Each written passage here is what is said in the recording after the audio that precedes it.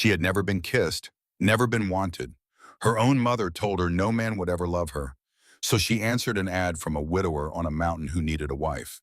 She packed 2 puppies, a kitten, and every lie she could think of. She had no idea she was walking into a war.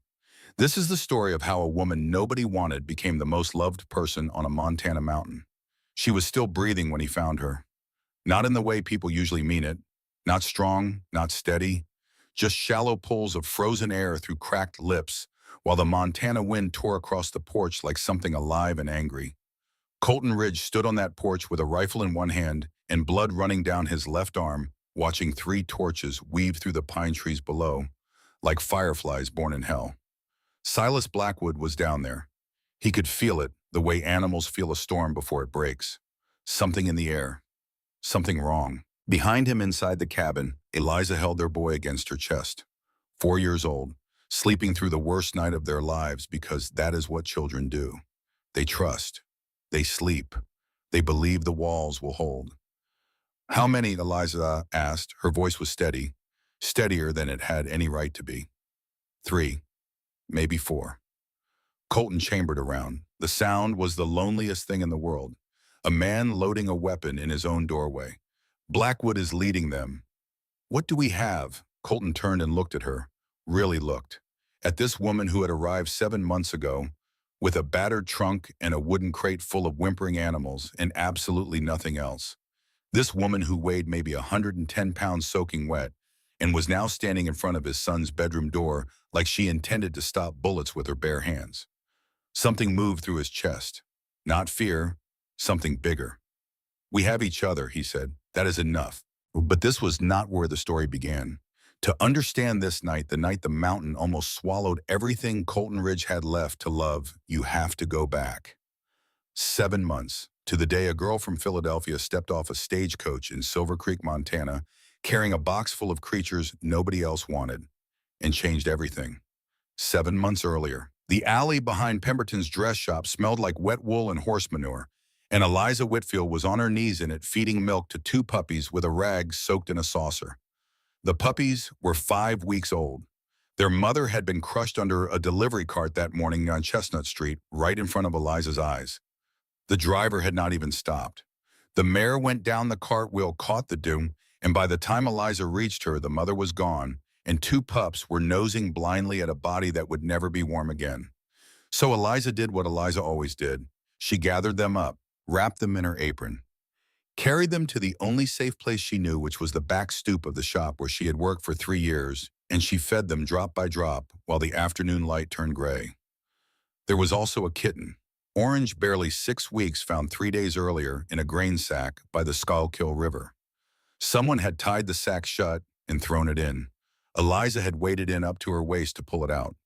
The kitten had not stopped purring since, as if it understood who had saved its life and intended to be grateful about it forever.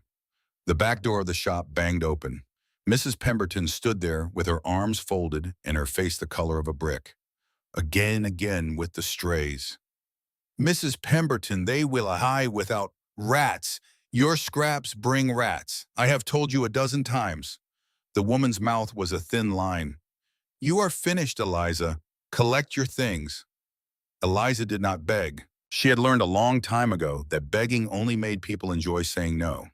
She wrapped the puppies and the kitten in an old flour sack, tucked them inside her coat, and walked home through the Philadelphia streets while the gas lights flickered on one by one. 27 years old. No job, no prospects, no one waiting for her who would be glad she was coming. The Whitfield house on Spruce Street was narrow, dark, and full of opinions. Her mother stood in the parlor doorway. Dorothy Whitfield was a handsome woman who had married beneath her expectations and spent 30 years making sure everyone knew it. You were let go. Not a question. Yes, ma'am. For the animals again. Yes. Dorothy Whitfield looked at her youngest daughter the way a person looks at a stain on a good tablecloth, with irritation and mild disgust in the certain knowledge that it will never come out. 27 years old, no employment, no husband. No one has ever wanted you, Eliza. Not one single man. Have you considered that perhaps the problem is not the world? Perhaps the problem is you. The words landed like stones dropped into still water. Eliza felt each one. She had always felt each one, but she had also learned over 27 years of feeling them that if you stand very still and breathe very carefully, the ripples eventually stop. Her father Richard was in his study. He did not come out. He never came out anymore. His silence was worse than her mother's words because words at least acknowledge that you exist. Her older sister Catherine arrived the next day. Catherine was 30, married to a lawyer named Charles, mother of two perfect children, wearer of silk dresses that rustled when she walked. She sat in the parlor and looked at Eliza with a particular expression of someone offering sympathy they do not actually feel. "Poor thing," Catherine said. "If only you were a bit more normal, less odd." Men do not want odd, Eliza. They want pleasant, manageable. You have never been either. That night, alone in her small room on the third floor, Eliza lay on her narrow bed with two puppies on her chest and a kitten curled against her neck. She did not cry. She was so far past crying that tears seemed like a luxury meant for people who still believed things could change. "At least we have each other," she whispered to the animals. They were warm and breathing and they needed her, and that would have to be enough. She opened the newspaper. Not for the employment listings. She had already been through those. Seamstress positions required references she no longer had. Domestic work required a disposition she could not fake. Factory work would mean leaving the animals, and Eliza would sooner cut off her own hand. She turned to the back pages. The odd advertisements. Land for sale in territories she had never heard of. Patent medicines that cured everything. And then tucked between a notice for a traveling dentist and an advertisement for Dr. Hanover's electric belt, a small block of text that would change the entire course of her life. Widower in Montana Territory Mountains seeks wife by correspondence. Have small child. Needs someone who can cook clean care for a boy. Provide home and board for life. Serious inquiries only. Sea Ridge Post Office, Silver Creek, Montana. Eliza read it twice, then 3 times. She looked at the puppies sleeping on her chest, at the kitten purring against her throat, at the bare walls of the room where she had spent 27 years being told she was not enough. She got up, found paper, found ink, and she sat down at her small desk and began to lie. She wrote that she was 29. She was 27, but 29 sounded more experienced, more capable, less like the kind of woman who got fired for feeding stray dogs. She wrote that she had extensive experience managing a household. She did not. She wrote that she was accustomed to hard labor and rural life. She had never left Philadelphia. But there were things she did not lie about. She did not lie about her name. She did not lie about being unmarried. And she did not mention because he did not ask that she had never been courted, never been kissed, never been held by anyone who was not a blood relative, and that the closest thing to love she had ever known was the warmth of a rescued animal sleeping against her skin. She sealed the letter before she could change her mind. 3 months of correspondence followed. Sea Ridge, who turned out to be Colton Ridge, wrote the way he apparently lived. Sparse, direct, no ornament. His handwriting was large and slightly uneven, the penmanship of a man whose hands were more accustomed to tools than ink. He did not ask about her appearance, did not ask about her family standing, did not ask a single question that most men in his position would have considered essential. Instead, he asked, "Can you tolerate silence? It is silent here. And do you frighten easily? The mountain has sounds at night that city people do not expect." And in his last letter before Eliza boarded the stagecoach, a line that stopped her heart. "I should tell you before you come. My son does not speak, has not spoken since his mother died 2 years ago. The doctor says there is nothing wrong with his body. He simply chose silence. I do not know how to fix it. I do not know how to fix anything anymore." Eliza had read that letter 6 times, and each time she felt something crack open inside her chest. Not pity, something deeper. Recognition. She knew what it was to choose silence. She knew what it was to stop trying to be heard because no one was listening anyway. She sold what little she owned, packed 1 trunk, placed the puppies and the kitten in a wooden crate lined with cotton scraps. And on a Tuesday morning in September, she walked out of the Whitfield house on Spruce Street without looking back. Her mother's final words followed her down the sidewalk like a curse. "Go then. Do not expect to return." Her father said nothing. He was in his study, The door was closed. 4 days on a stagecoach. Eliza had never traveled further than the market on 10th Street, and now the world was unfolding outside the window like a quilt being shaken out. Pennsylvania rolled into Ohio. Ohio became the plains. The plains became something she had no word for. Space. Raw, enormous, terrifying space. Sky so wide it made her dizzy. Grass so tall it moved like water. And then the mountains appeared on the horizon like the spine of some sleeping giant, and Eliza understood for the first time that she was going somewhere that did not care whether she survived. The crate on her lap whimpered. She fed the puppies through the slats with a rag and milk she had begged from a station stop. The kitten watched with calm orange eyes as if it had already decided that wherever Eliza went, it would go too, and that was that. Silver Creek, Montana territory was not a town. It was an apology for a town. One dirt road lined with buildings that looked like they had been put up in a hurry and never quite finished. A saloon with paint peeling off in strips. A general store with a crooked sign. A blacksmith shop breathing smoke. Nothing, absolutely nothing like the growing community described in the advertisement Eliza had answered 3 months ago. She stepped down from the stagecoach on legs that had forgotten how to hold still. The air hit her first. Clean. So clean it almost hurt. No coal smoke, no sewage, no 10,000 people breathing on top of each other. Just pine and dust and something underneath that smelled like cold water running over stone. "You, Miss Whitfield?"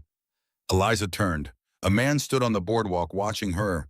He was about 50, with a weathered face and kind eyes, and he wore a sheriff's badge pinned to his vest.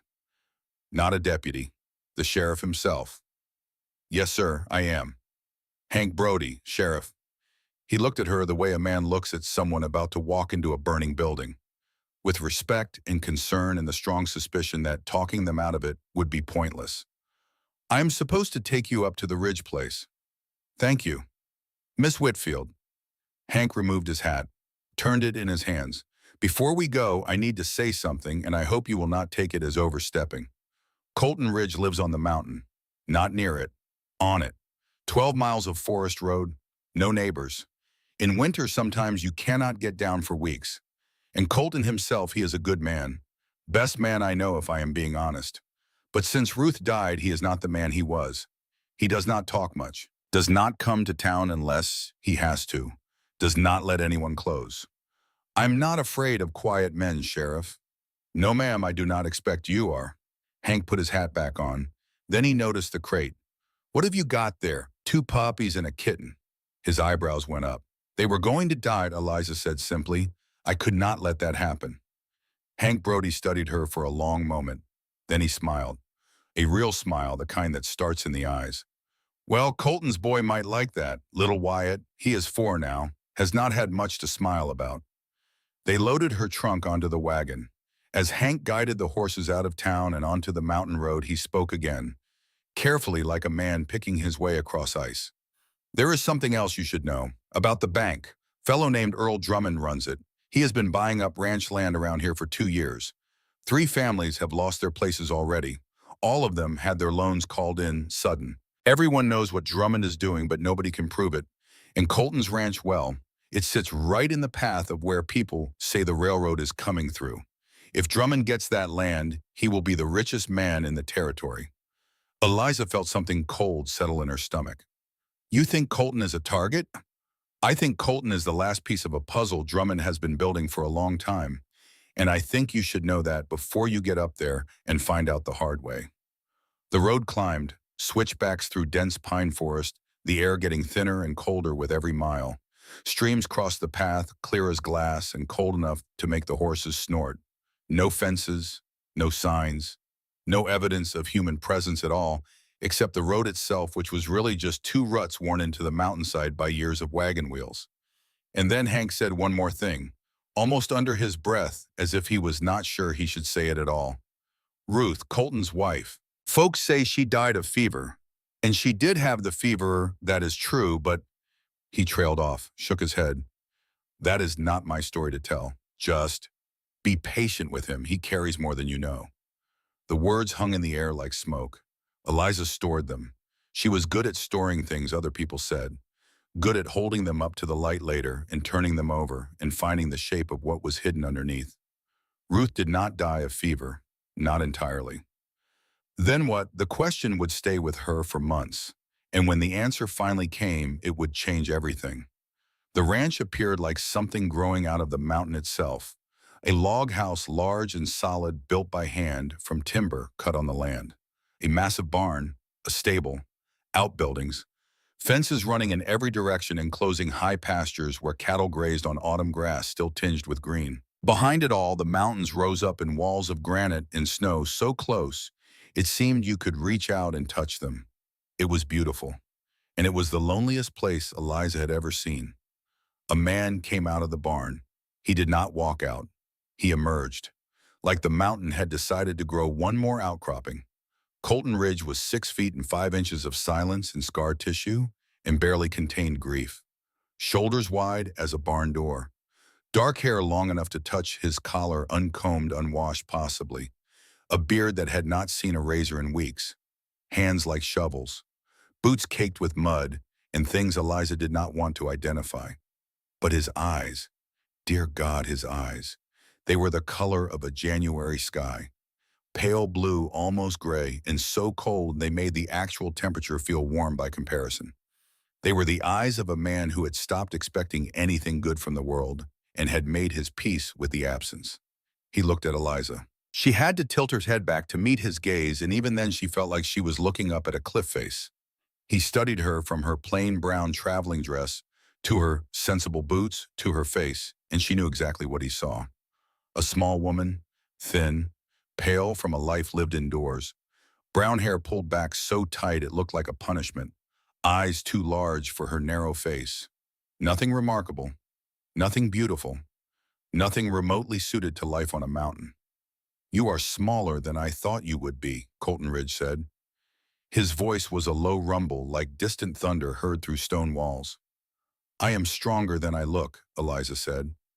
She lifted her chin. She had been lifting her chin at people her entire life. Something crossed his face, too fast to read, a shadow of something that might have been amusement or might have been pain. They looked similar on a face that had forgotten how to tell them apart. "Did not say you were not." Then the crate in Eliza's arms shifted and a small, high yelp escaped through the wooden slats. Colton's eyes narrowed. "What is that?" "I brought animals, 2 puppies and a kitten. They had no one else. This is mountain territory, not a rescue shelter. There are grizzlies up here, wolves, mountain lions. Small animals do not survive long." Eliza held the crate tighter. "Then I will protect them." Colton Ridge stared at her, at this woman who barely came up to his chest holding a box of orphaned animals declaring she would protect them from grizzly bears. And for just a moment, for the span of a single heartbeat, something moved at the corner of his mouth. Not a smile. The ghost of a smile. The memory of a smile. A place where smiles used to live before they were evicted. "Your responsibility," he said. "But if a bear comes for the smell, I am not the one who dies for puppies." He turned and walked toward the house. Eliza followed, and it occurred to her that she was following a stranger into a house on a mountain 12 miles from the nearest human being, and that this was either the bravest or the most foolish thing she had ever done. The house was clean. That surprised her. She had expected chaos, filth, the domestic wreckage of a man who had stopped caring. Instead, she found floors swept, dishes, stacked surfaces wiped. But the cleanliness had a terrible quality to it. It was the cleanliness of emptiness. There was nothing on the walls, nothing on the mantel above the large stone fireplace. No curtains, no flowers, no personal touches of any kind. The kitchen was well equipped, but showed the evidence of a man who ate to survive, not to live. A single plate, a single cup, a single knife. Then Eliza noticed things that did not fit the emptiness. Curtains that had once been white, now gray, still hanging by their rods. A glass vase on the windowsill, empty, with a faint ring of green where water had once sat. A small shelf of books, their pages yellowed, their spines cracked from rereading. A woman had lived here once, had arranged these curtains, had filled that vase, had read those books by firelight while the mountain wind howled outside. Ruth Ridge, the wife who died, the ghost who still lived in the spaces between things. Your room, Colton said, opening a door off the kitchen. It was small, a real bed with a quilt, a chest of drawers, a window that looked out over the valley, and the view through that window was so enormous that Eliza had to catch her breath. Mountains, sky, grass, forever. Thank you, she whispered. Colton nodded, started to leave, then stopped with his hand on the door frame, his back to her. My son comes home tomorrow. My sister is bringing him down from town. A pause, his fingers tightened on the wood. He does not talk, has not talked in 2 years. Since his mother died. The words came out flat, mechanical, like a man reading someone else's bad news. But underneath, Eliza heard it, the fracture, the place where the stone had cracked and the grief was leaking through. I understand, she said softly. Whopper at 6, breakfast at dawn. He left. His footsteps echoed through the empty house like a drum in a cathedral. Eliza sat on the bed. The crate at her feet whimpered and she opened it. 2 fat puppies tumbled out, tails wagging, tongues already searching for her fingers. The orange kitten stepped out with the dignity of a creature who had decided that this would do and began inspecting the room with calm authority. Well, Eliza said to them, at least we are here. That night she lay awake listening. The mountain was not silent at all. It was full of sound, but the sounds were not human. Cattle lowing in distant pastures, wind moving through pine branches with a sound like breathing, water somewhere running over rocks, an owl. Something larger moving through the brush outside, heavy enough to snap branches. And above her, through the ceiling, footsteps. Heavy, slow back and forth, back and forth. Colton Ridge was pacing his room like a trapped thing. Eliza pressed her hand to her chest and felt her heart beating. She had come here for work, for shelter, for a place where no one would look at her with disappointment. She had not come for anything else, certainly not for a man. Men like Colton Ridge, broken and remote and built like the mountain he lived on, were not meant for women like her. But as she drifted towards sleep, she could not quite let go of those winter blue eyes, could not forget the sound of his voice, that deep roll of thunder felt more than heard, could not stop wondering about the woman who had filled the vase and hung the curtains and read the books and what had really happened to her on this mountain. And far above, the footsteps continued, back and forth, back and forth. A man walking the length of his grief in the dark with no one to tell him he could stop. Morning came the way morning comes on a mountain. Not gently, the light did not ease in. It arrived all at once, like a curtain being ripped open, flooding the valley with gold, so bright it hurt. Eliza was dressed and in the kitchen before the light fully settled. The stove was already warm.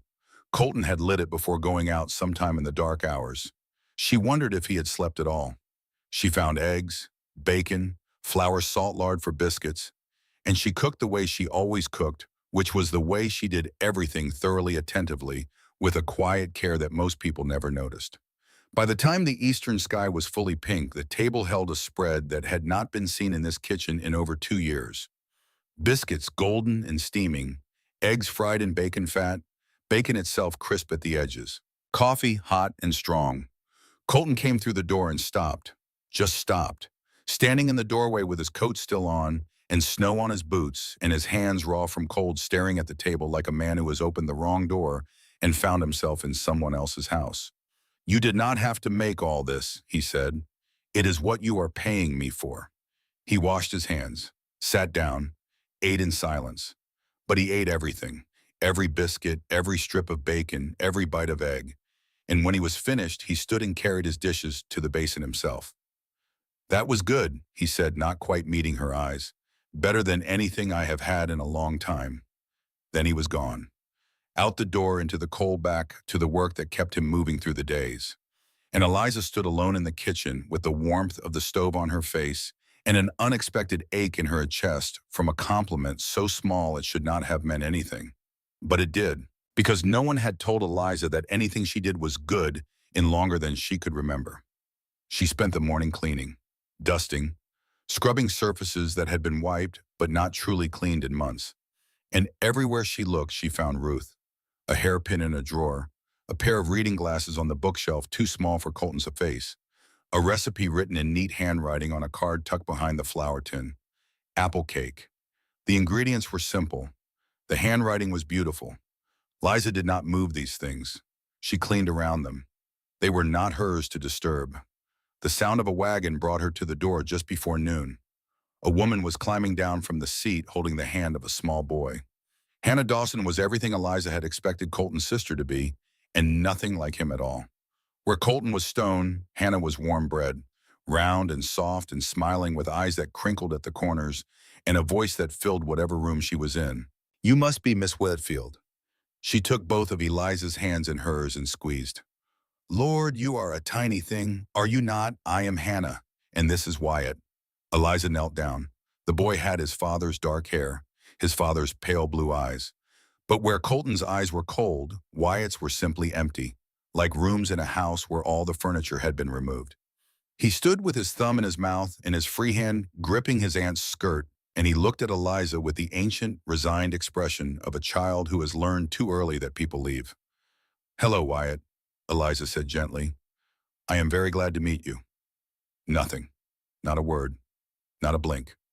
"Do not mind him," Hannah said, and her voice carried a sadness that had nothing cheerful in it. "He is that way with everyone. Everyone now." Over coffee and the apple cake Eliza had baked from Ruth's recipe card, Hannah told the story. She spoke in a low voice while Wyatt played silently in the corner with a wooden horse, and she told it the way people tell stories they have told too many times and still have not made peace with. Colton met Ruth 5 years ago. She was visiting family in Silver Creek. From back east, like you. The school teacher's cousin. Prettiest woman in the valley the day she arrived. Colton fell hard. Hard and fast the way he does everything. They were married inside of 3 months. She paused, drank her coffee, stared into the cup. Ruth was a good woman, kind, but the mountain was too much for her. Too quiet, too isolated. She missed the city, missed people, missed noise. When Wyatt came, she was better for a while. Having a baby gave her purpose. Another pause, longer this time. Hannah's fingers tightened around the cup. Then the fever came.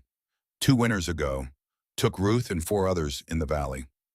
"I am so sorry," Eliza murmured. Colton shut down after that.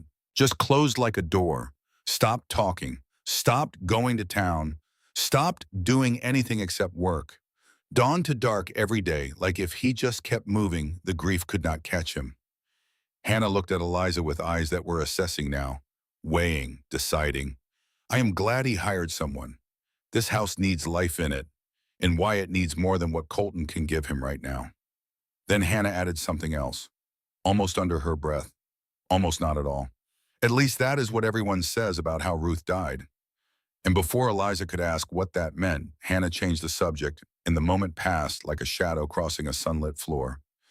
There and gone, but Eliza filed it away in the place where she kept things that mattered. Next to the sheriff's unfinished sentence on the wagon. Next to the glass vase with the green ring where water used to be. Something about Ruth's death was not what people said it was. And sooner or later, Eliza would find out what.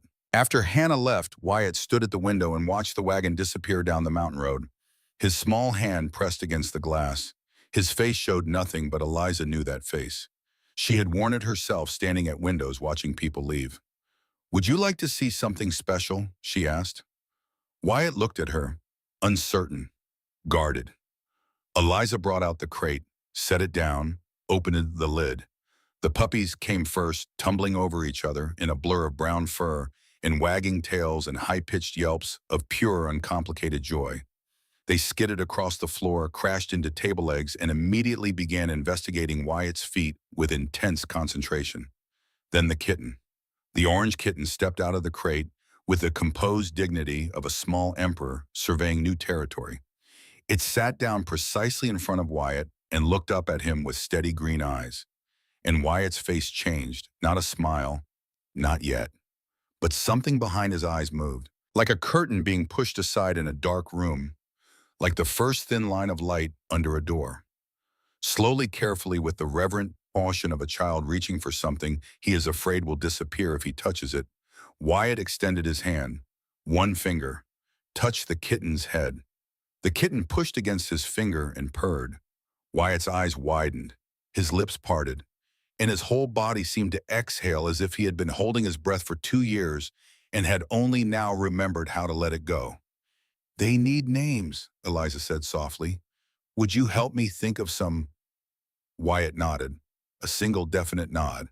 And for the next hour, Eliza sat on the floor with the bar and the animals watching as he slowly began to unwind. He held the puppies one at a time. He let the kitten climb his shirt and sit on his shoulder. He touched their ears and their paws and their noses with a tenderness that made Eliza's throat tight. And then near the end of that hour, with the kitten curled in his lap and one puppy asleep against his leg, Wyatt leaned close to the kitten's ear and moved his lips. Sound came out. Barely, a whisper so small it might have been imagined. But his lips were moving and his breath was shaping words, and after 2 years of silence, Wyatt Ridge was speaking. Eliza could not hear what he said. It did not matter. What mattered was the sound itself, the miraculous, impossible, heartbreaking fact of it. A footstep behind her. Heavy, slow. Colton stood in the doorway. His massive frame filled it, completely blocking the last of the afternoon light. He was looking at his son sitting on the floor with a kitten in his lap, whispering words that Colton could not hear, but could see forming on lips that had been sealed for 730 days. Eliza looked up at him. And what she saw in Colton Ridge's face in that moment was something she would carry with her for the rest of her life. It was hope. Fragile, trembling, terrified hope, the kind that hurts worse than despair, because it means you have something to lose again. It flared in his winter blue eyes like a match struck in a dark room, and then he shut it down. Swallowed it. Turned away, because Colton Ridge had forgotten how to hold hope without being afraid it would burn him. Supper is ready, Eliza said quietly, not wanting to break whatever was happening. Roast chicken and vegetables. Smells good. His voice was rough. But underneath the roughness, something was different. Something had cracked. That night set a pattern. Eliza rose before dawn, made breakfast, cleaned, cared for Wyatt and the animals. Colton worked the ranch from first light to last. But in the evenings, when he came in from the cold and sat at the table while Wyatt played on the floor with the puppies, something was building between the walls of that house. Something quiet, impatient, and impossible to name.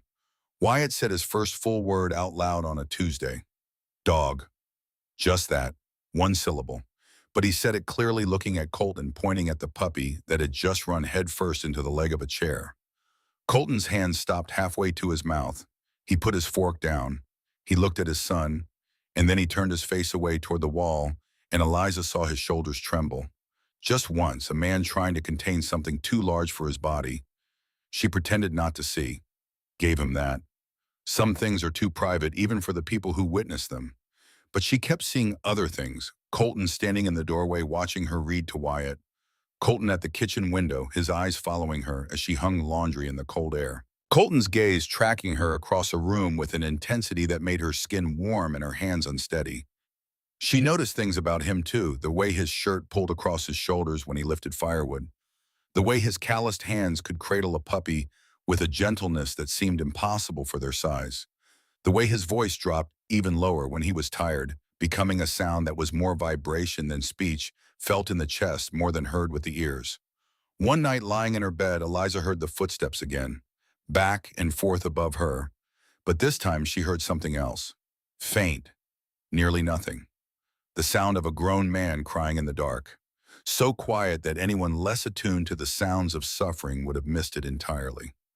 Colton Ridge, 6'5", 240 pounds, a man who had killed a grizzly bear with a hatchet, weeping alone in his room at midnight because the grief was still there, would always be there, and the only time he could let it out was when he thought no one could hear. Eliza lay very still. Tears ran sideways across her temples and into her hair. And she knew with the absolute certainty of a thing that cannot be unfelt that her heart already belonged to this man, whether she wanted it to or not. 3 weeks after Eliza arrived, the sky turned the color of iron and the temperature dropped so fast you could feel it in your teeth. Colton came in from the barn with his face tight. Storm coming from the north. Bad one. I need to check the cattle in the upper pasture. They bunch up in the gully when it snows, and if they get trapped in there, I lose them. Eliza looked out the window. Snow was already falling thick and slanted. It is too dangerous. They are my livelihood. Lose the cattle, lose everything. You have Wyatt. The words stopped him. He stood with his coat half on one arm in the sleeve and looked at her. And for a moment, just a moment, the wall behind his eyes came down and she saw what was underneath. Fear. Not of the storm, of leaving them, of something happening while he was gone. I will be back before dark, he said. But darkness came and Colton did not. Eliza fed Wyatt supper, read him a story, held him on her lap while the wind screamed around the house and the windows rattled in their frames like something trying to get in. Wyatt fell asleep against her chest, trusting heavy warm. She carried him to bed, tucked the blankets, checked the doors, returned to the main room and fed the fire until it roared. Then she stood at the window and stared into nothing. The snow had become a wall, white on white on white, with the wind driving it sideways so hard the flakes looked like they were flying instead of falling. Where was he? She paced. Her mind built scenarios the way minds do in the dark, with unlimited materials and no building codes. Colton thrown from his horse. Colton lost in the whiteout, walking in circles. Colton lying in a gully with a broken leg, the snow covering him inch by inch, while his body heat leaked into the frozen ground. The clock on the mantel said 11, then midnight. Each minute was a small eternity. At 12:37, the barn door slammed. Eliza ran. She threw open the front door, and the cold hit her like a physical blow, but she did not care. Colton was stumbling across the yard, covered in snow from his hat to his boots, moving with the stiff mechanical gait of a man whose muscles have begun to freeze. "Thank God," Eliza breathed. She grabbed his arm. Even through his coat, she could feel the cold radiating off him like heat from a stove, except in reverse. "Inside, now!" She pulled him through the door. His teeth were chattering so hard he could not speak. She got his coat off and found his shirt soaked through underneath. "Your clothes are wet. All of them. Go upstairs, change, everything off. I will bring hot water and blankets." For once, Colton did not argue. He went up the stairs, slowly gripping the railing, and Eliza heated water faster than she had ever heated anything in her life. She gathered blankets, mixed hot water with whiskey and honey, and she carried it all upstairs with hands that shook not from the cold. She knocked. He said to enter. The room was dim, one lamp burning low. Colton was in the bed with the covers pulled to his waist. His shoulders and chest were bare, and even in the weak light that she could see that his skin was the wrong color. Too pale, almost blue. And the scar. It ran from his left shoulder across his chest to his right side, a thick ridge of raised tissue. The grizzly, the hatchet, the story he had not told her yet. "Drink this." She handed him the cup. His hand shook so badly that the liquid sloshed over the rim. Eliza sat on the edge of the bed without thinking about it, without considering what it meant for a woman who had never been alone with a man in a bedroom to be sitting on the bed of a man who was half undressed. She held the cup steady while he drank. The trembling lessened.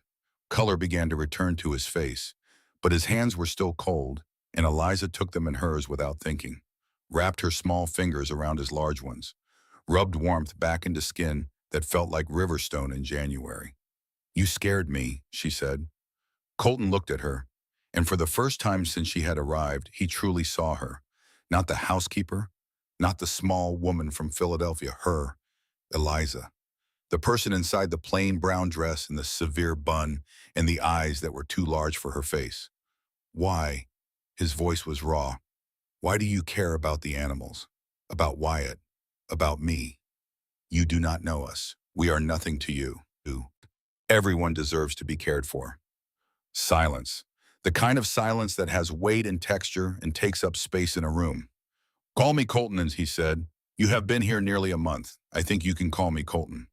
"Colton." She said his name, and the sound of it in his bedroom in the near dark with his hands still wrapped in hers made something shift in the air between them. Something that could not be shifted back. "You are a good woman, Eliza Whitfield." His voice had dropped to barely above a whisper. "Better than you know." Then he released her hands and the moment broke like thin ice. Eliza stood quickly. Her cheeks were burning. "Rest. I will check on you in a few hours." She left before he could respond, closed the door, leaned against it in the dark hallway with her hand pressed to her chest and her heart beating so hard she could feel it in her throat. What was happening to her? She had come here to work. Nothing more. Colton Ridge was her employer. A grieving widower. A man so far above her in every way that even thinking about him in terms beyond professional duty was foolish. But as she lay in her bed that night unable to sleep, she could not stop replaying the way he had looked at her, the way his hands had felt in hers, the way he had called her a good woman as if he truly, deeply, completely believed it. Upstairs, the footsteps had stopped. For the first time since Eliza arrived, Colton Ridge was not pacing. He was sleeping. And somewhere far below the mountain, in a warm office in Silver Creek, Earl Drummond opened a letter from the railroad company and smiled. The deadline was set. The land would be his by autumn. All the land, including the 1,200 acres at the top of the mountain where a broken man and a small woman and a silent boy were beginning without knowing it to build something worth fighting for. But that part of the story was still coming. And when it arrived, it would bring fire. The morning after the blizzard, Colton sat at the breakfast table and watched Eliza move through his kitchen like she had been born in it. He had not meant to watch. Watching was dangerous. Watching meant noticing, and noticing meant caring, and caring meant that eventually, inevitably, something would be taken from him again. He had learned this the way men learn things on mountains. Through repetition, through loss, through the slow, grinding erosion of everything soft until only stone remained. But he watched anyway. He watched the way she tucked a strand of brown hair behind her ear when she leaned over the stove, the way she blew across the surface of Wyatt's milk to cool it before setting it down, a gesture so small and so automatic that she probably did not know she did it, the way her hands moved with a seamstress's precision, every motion purposeful, nothing wasted. "Are you feeling better?" she asked without turning around. "Much. Thank you for last night." Now she turned, and something passed between them across the kitchen, something that had not been there before the blizzard, before she had sat on his bed and held his frozen hands and called him by his name in the lamplight. "That is what I am here for," she said. "No." Colton shook his head slowly. "You are here to cook and clean, not to sit by my bedside and warm my hands at midnight."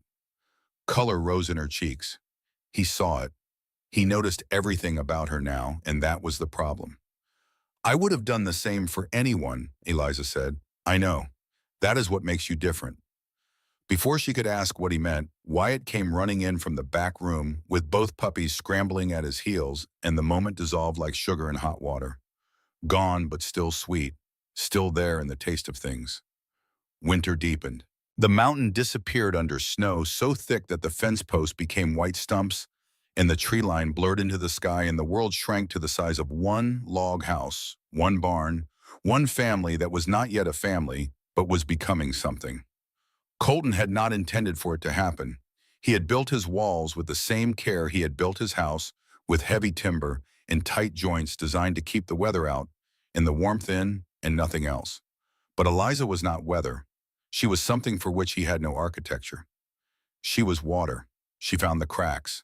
It happened in small moments, the kind that do not announce themselves. One morning, Colton came in from the barn with a deep cut across his palm from a fence wire that had snapped in the cold. He wrapped it in a rag and said nothing because pain was a private matter, and he had been handling it alone for years. But Eliza saw the blood seeping through the cloth, and before he could protest, she had taken his hand in both of hers and was unwinding the rag with fingers so gentle he could barely feel them. "Sit down," she said. Not asking, telling. He sat. She cleaned the wound with warm water, applied salve from a tin she had found in Ruth's medicine box, wrapped it in clean linen. Her hands were small and pale against his, which were dark from sun and scarred from work, and the contrast was so stark it looked like two different species of creature had somehow found themselves holding on to each other. Neither of them spoke during the entire process. Neither of them needed to. And when she finished and released his hand, the absence of her touch was louder than anything either of them could have said. Another evening, Wyatt asleep on the rug with the kitten curled in the crook of his arm. Colton sat by the fire splitting kindling for the morning, while Eliza mended a pair of his work trousers across the room. The only sounds were the crack of wood, the whisper of thread through fabric, and the low hum of the fire. Ruth hated the silence, Colton said. He had not planned to say it. The words came out like something that had been waiting behind a door for a long time and finally found it unlocked. Eliza's needle paused. "I do not hate it." "I know." His voice was very quiet. "That is what makes it easy to breathe. having you here." He did not realize what he had said until after he said it. By then it was too late to take back, and he was not sure he wanted to. Eliza looked at him across the room with those two large eyes, and something in her expression made his chest tight in a way that had nothing to do with grief. It was the first love declaration Colton Ridge ever made. He did not recognize it as one. Eliza did. And on those long winter nights when the house was dark and still, and the mountain pressed against the windows, like something alive, Eliza would lie awake and listen to the silence. It was not empty silence anymore. It was full of the sounds of a life being rebuilt. Wyatt murmuring to the kitten in the next room, the dogs shifting on the rug, the creak of the house settling around them, and above her finally mercifully the sound of Colton Ridge sleeping. Not pacing, not walking the length of his grief in the dark. Sleeping. Because something had changed in this house, and they both knew it, even if neither of them had the courage yet to say it out loud. Winter held the mountain in its fist through January and into February. The days were short and the nights were long, and the three of them lived inside them together like creatures sharing a den. Colton told her about the mountain, about his father who had built the house with his own hands 40 years ago, cutting every log fitting, every joint, about the bear. He told it simply, without drama, the way he told everything. "It came at me while I was mending fence. Fall. The bear was looking for food before winter. I did not have my rifle, only the hatchet on my belt." He pulled his shirt aside, showing the scar she had first seen the night of the blizzard. Now she heard the story behind it. "It got me once, I got it once, we both lived." He said it the way another man might describe fixing a wagon wheel. Matter of fact, practical, as if fighting a grizzly bear with a hand tool was simply a thing that happened sometimes, and you dealt with it and moved on. Eliza looked at the scar and felt her heart contract so hard it hurt. She told him about Philadelphia in return, carefully at first editing out the worst of it, presenting a version of her life that was true but incomplete. But Colton had a way of listening that made dishonesty feel heavier than it was worth, and eventually the real story started leaking through. "My mother said no one would ever want me." The words came out at the kitchen table one morning over coffee, surprising Eliza as much as Colton. She had not meant to say them, but the mountain air had loosened something inside her. Or maybe it was not the air at all. Maybe it was the man sitting across from her, with his hands wrapped around a cup, looking at her with those pale eyes that missed nothing. "Your mother was wrong," Colton said. Two words, spoken with the absolute conviction of a man who did not waste language on things he did not mean. And Eliza felt those two words settle into the places inside her that had been empty for 27 years and begin very slowly to fill them up. On the last day of February, with the snow just beginning to thin along the lower ridges, Eliza was in the barn feeding the puppies when she heard hoofbeats on the mountain road. Multiple horses, moving fast. She stepped outside and saw three riders coming up the last switchback. Even from a distance, she recognized the lead horse, a bay gelding with expensive tack that had no business on a mountain trail. Behind it rode two more, and one of the riders sat his saddle with the loose predatory ease of a man accustomed to causing fear. Colton emerged from the stable, his face, which had been softening over these winter months, closed like a gate being slammed. Earl Drummond dismounted with the careful movements of a man who spent more time behind a desk than on a horse.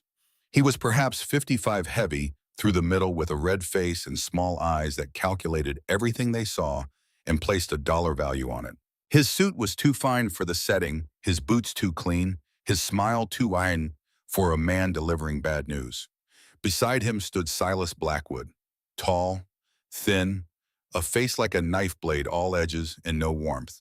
His hand rested on his gun belt with the casual familiarity of a man who had used what hung there before and expected to use it again. "Mr. Ridge," Drummond's smile had the quality of oil spreading on water.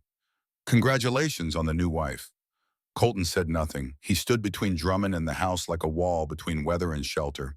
"I am afraid this is not a social call. The bank has revised its lending policies. Your outstanding loan of $3,000 is being called in full. You have 60 days to pay, or the property will be forfeit. My contract does not allow that. Read the fine print, Mr. Ridge. The bank reserves the right to call any loan at any time." Drummond produced a document from his coat and held it out. 60 days, I am sorry. He was not sorry. His eyes were the eyes of a man watching a trap close around exactly the animal he had set it for. Colton took the document. His hands were steady, but his knuckles were white. Drummond turned his horse. Then he paused and looked directly at Eliza, who had come to stand beside Colton without consciously deciding to do so. The new Mrs. Ridge. I hope you enjoy mountain living. Winter up here is hard on women from the city. His smile sharpened. Colton's first wife found that out. The words landed like a slap. Eliza saw Colton flinch a tiny movement that someone who did not know him might have missed. Pain, raw and immediate. Then it was buried, shoved down deep where Colton kept everything that could hurt him, packed tight under stone and silence. They rode off. The sound of hoofbeats faded down the mountain, and Colton stood in the yard with the document in his hand and devastation on his face. I cannot lose this ranch, Eliza. It is everything. Everything Wyatt has. How much? $3,000. He laughed, and the sound had nothing to do with humor. I could sell every head of cattle and still come up short. Eliza's mind was already moving. I need to go to town.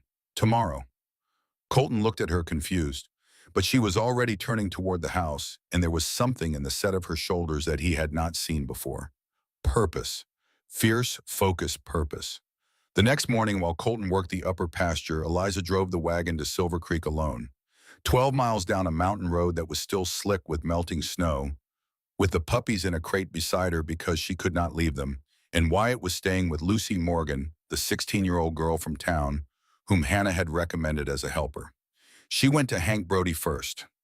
The sheriff's office was a single room with a desk, a gun rack, and a pot-bellied stove that made the small space almost too warm. Hank listened to her with his hat off and his hands folded in an expression that grew grimmer with every word. Drummond is not just calling in Colton's loan, Hank said when she finished. He has been doing this to every rancher in the valley. 3 families have lost their land in 2 years. Same pattern every time. Loan called in sudden. No warning. Ranch sold at auction for pennies. Drummond buys it up. Why? Hank stood and walked to a map pinned to the wall. His finger traced a line through the valley running northeast to southwest, cutting through the ridge property almost exactly at its center. The railroad. Northern Pacific is surveying a new spur line through this valley. Land along the route will be worth 10 times what it is now. Drummond has been buying it all up through the bank. When the railroad comes through, he sells to the company at a massive profit. Colton's land is the last piece. Without it, the route does not work. Eliza stared at the map. The line on it cut through Colton's ranch like a wound. Can we prove it? The connection between Drummond and the railroad. Hank shook his head slowly. The evidence is in Drummond's safe at the bank. Contracts between him and the railroad company. Land transfer documents showing what he paid versus what the properties were worth. But I cannot break into a bank safe without a warrant, and I cannot get a warrant without evidence. You see the problem. I see it. Eliza's jaw tightened. But there has to be another way. If you find one, you let me know. Hank paused, studied her. Miss Whitfield, pardon me, Mrs. Ridge. You are the smallest, quietest woman I have ever watched walk into a fight. And something tells me you are going to be the most dangerous. Eliza drove back up the mountain with her mind working like a loom, threads crossing and weaving a pattern forming. She did not have the evidence yet, but she would get it. Drummond had made a mistake that men like him always made. He had assumed that a small woman with a soft voice was not a threat. That evening, she told Colton what she had learned. He listened in the chair by the fire while Wyatt slept in the next room, and as she spoke, she watched his face move through a geography of emotions. Shock, anger, understanding, and finally a cold, dangerous fury that she had never seen on him before. Drummond has been planning this for years, Colton said quietly. Ruth was right. She always said something was wrong with the way those ranches went under. I told her she was imagining things. He stared into the fire, and what he said next came from somewhere deep, somewhere beneath the grief and the anger from the bedrock of the man himself. I will kill him. No, Eliza said it without hesitation. Without heat, simply, firmly. No, you will not. Colton looked at her. You will not kill him because you are not a murderer. You will not kill him because Wyatt needs a father, not a convict.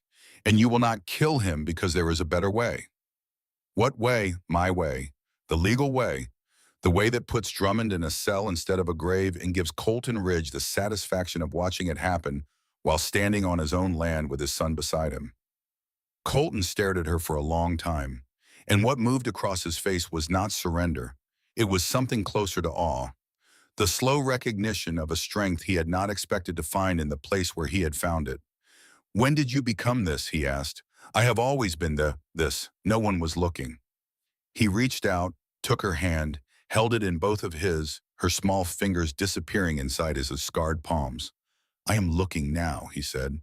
3 days later, when the shock had settled and the reality had hardened into something that could be planned around, Eliza told Colton about the money. She did it at the kitchen table after supper, with the dishes cleared and Wyatt playing on the floor with the kitten in the lamplight, making the room feel smaller than it was.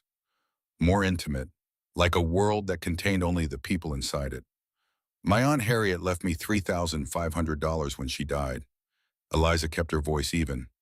My family said I did not deserve it, that I was too irresponsible, too foolish, too much of an embarrassment to be trusted with money. But the will was legal and the money is mine. It is sitting in a bank in Philadelphia. I have never touched it. Colton went very still.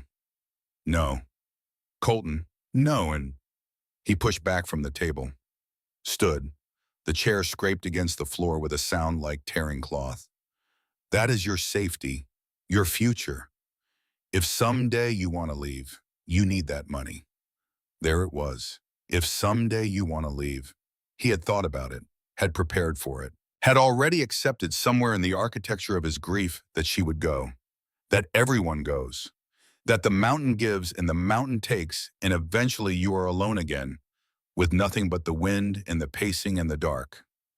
This is Wyatt's home, Eliza said. Your home. I will not stand by while you lose it. Why? The word tore out of him. Rough, almost desperate. Why would you do this for us? And Eliza wanted to say it. Wanted to say because I love you. Because your son feels like my own child. Because this mountain has become the first place in my life that feels like it was waiting for me. Instead, she said, because you would do the same for me. Colton crossed the kitchen in 2 strides. His hands came up and cupped her face with a gentleness that made her ache, his rough thumbs brushing across her cheekbones, wiping away tears she had not realized she was crying. If you do this, he said, if you save this ranch, I want you to know that it is yours too. Half of everything. Legal and binding. I do not want half your ranch, Colton. Then what do you want? Everything, she thought. You, Wyatt, this life we have been building without admitting we were building it. But she could not say that. So she whispered, I just want to help.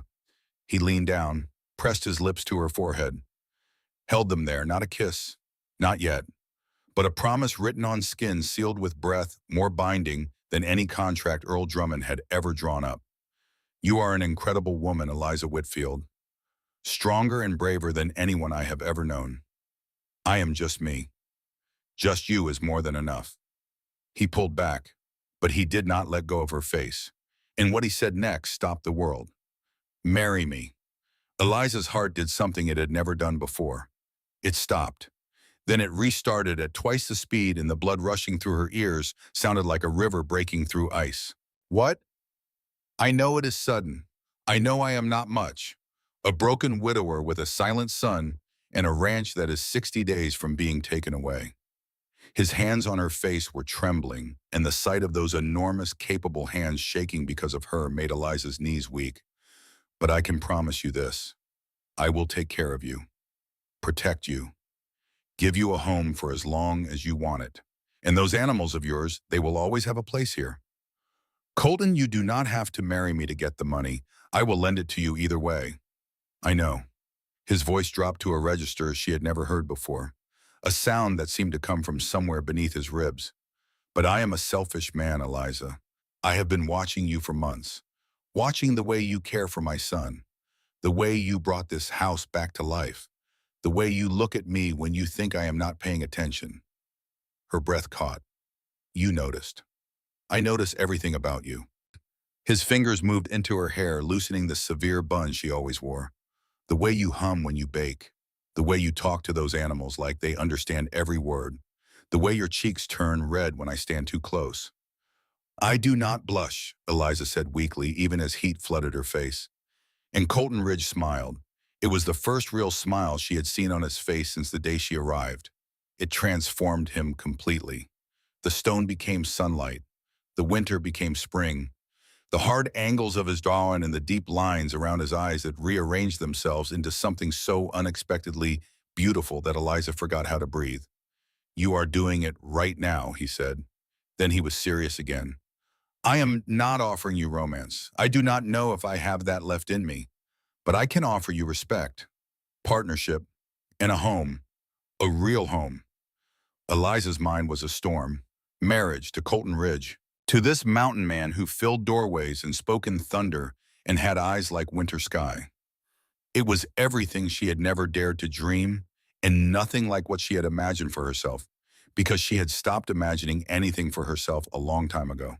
But there was something she had to do first, something that sat on her chest like a stone and would crush her if she did not move it. Colton, before I answer, I have to tell you the truth. Her voice shook. She could not stop it. I lied in my letters. I am not 29. I am 27. I have never managed a household. I have never lived outside a city. And I have never, she swallowed, forced the words out of a throat that wanted to close around them. I have never been with anyone, never been courted, never been kissed, not once, not ever. The silence that followed was the loudest silence Eliza had ever experienced. She stared at the floor, waited for the withdrawal, for the change in his voice, for the careful diplomatic words that would mean she had ruined everything. 27, Colton said. Yes. Never been with anyone. No. More silence. Eliza closed her eyes. This was it. This was where the dream ended. You lied about your age and your experience.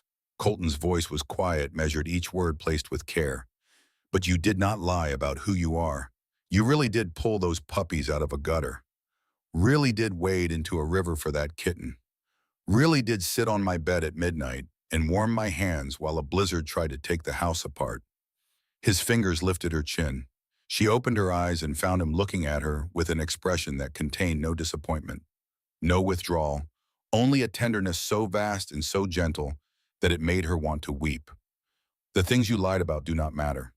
The things you did matter, and you have never been with anyone. No. Then I will wait, as long as you need. No rush, no pressure.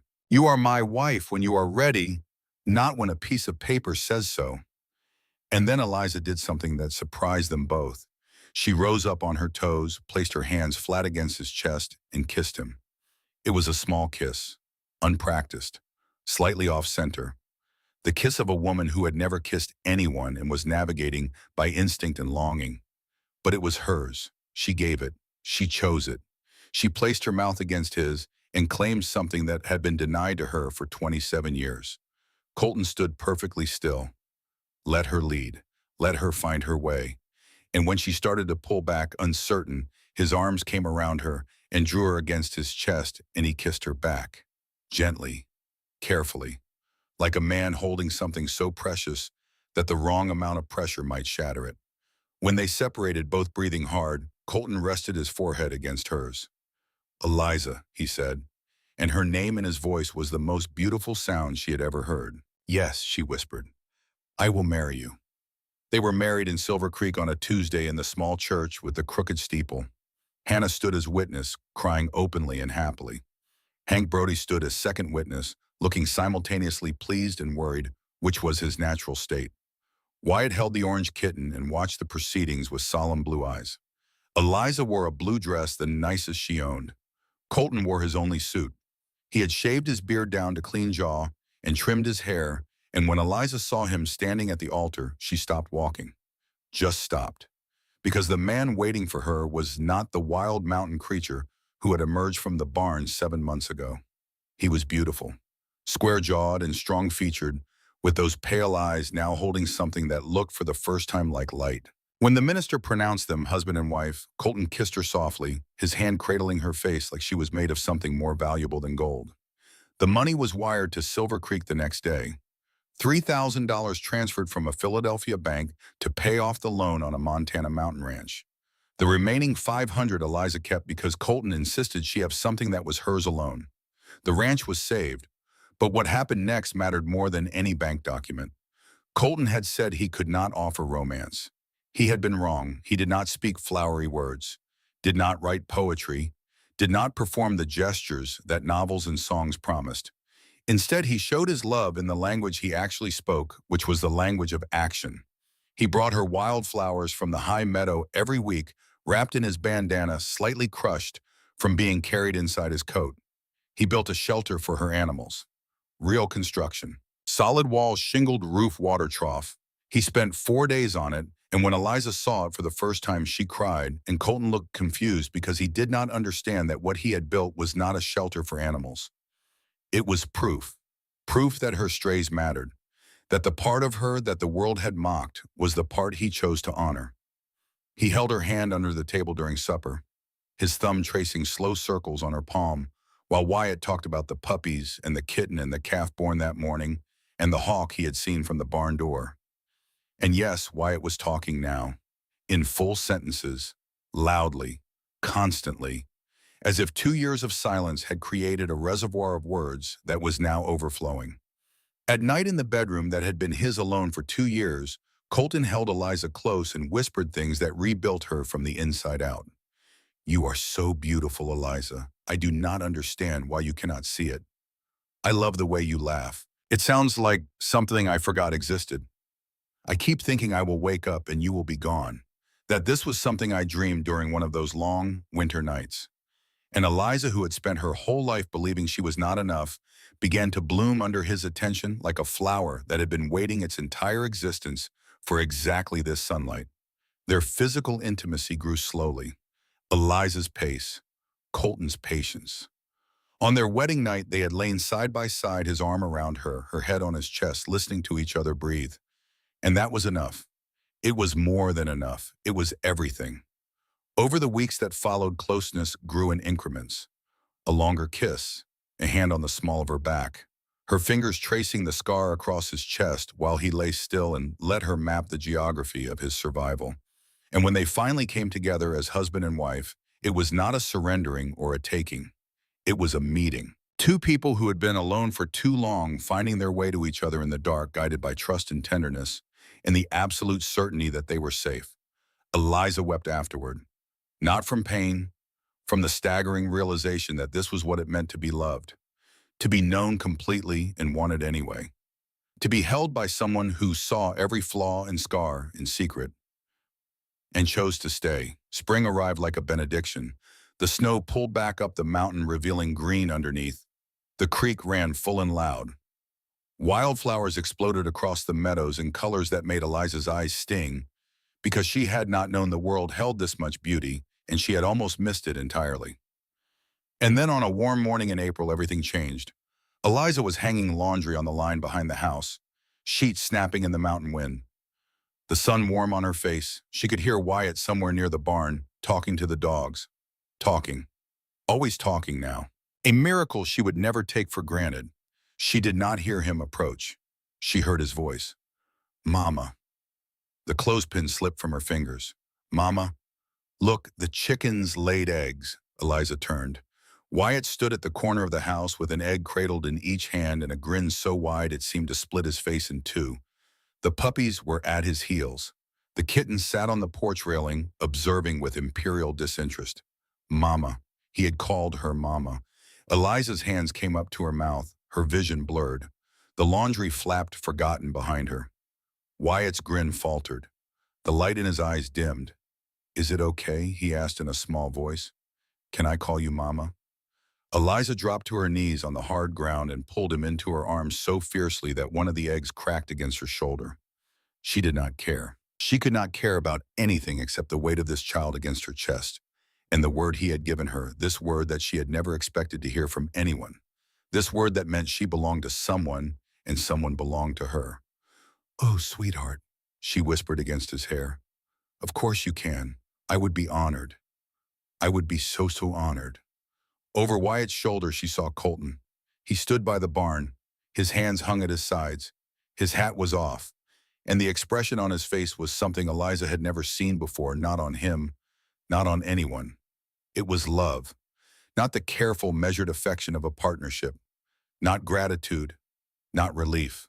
Love, pure and deep and undefended, the kind that strips a man down to his foundations and shows him what he is actually built on.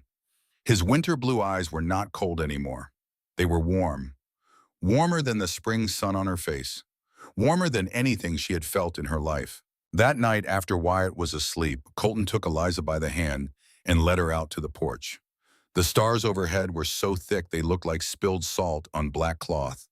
The spring air carried the scent of pine and new grass and cold water. "I need to tell you something," he said. "What is it?" "When I asked you to marry me, I said I could not offer romance, that I did not have it in me anymore." He turned to face her and took both her hands in his. His eyes in the starlight were luminous. "I was wrong." "Colton, let me finish." He drew a breath. "I did not expect to fall in love again. After Ruth died, I thought that part of me was buried with her. Gone. Done. But then you came along with your kindness and your strays and your fierce heart, and you brought me back from the dead. I love you, Eliza, not because you saved my ranch, not because you are good to my son. I love you because of who you are, because you see value in things other people throw away, because you are stronger than you know, because every morning when I wake up, the first thing I want to see is your face." Tears streamed down her cheeks. "I love you too.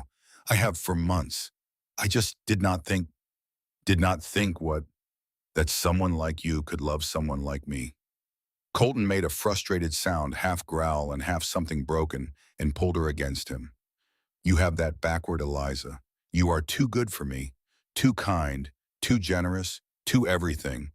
But I am selfish enough not to care." He kissed her then, not gently, with the full force of months of restrained feeling, and Eliza kissed him back with equal force, her fingers threading through his hair, her body pressed against his, and the mountain around them holding its breath. "My mountain was never alive until you came along," he murmured against her lips. "You brought it back to life, brought me back to life." "We brought each other back to life," Eliza corrected. But the mountain, as Eliza had learned, was not a place that allowed happiness to go unchallenged. 2 weeks later, Colton woke before dawn to the dogs barking. Not the excited barking of animals greeting the morning, the sharp, insistent barking of animals who have detected a threat.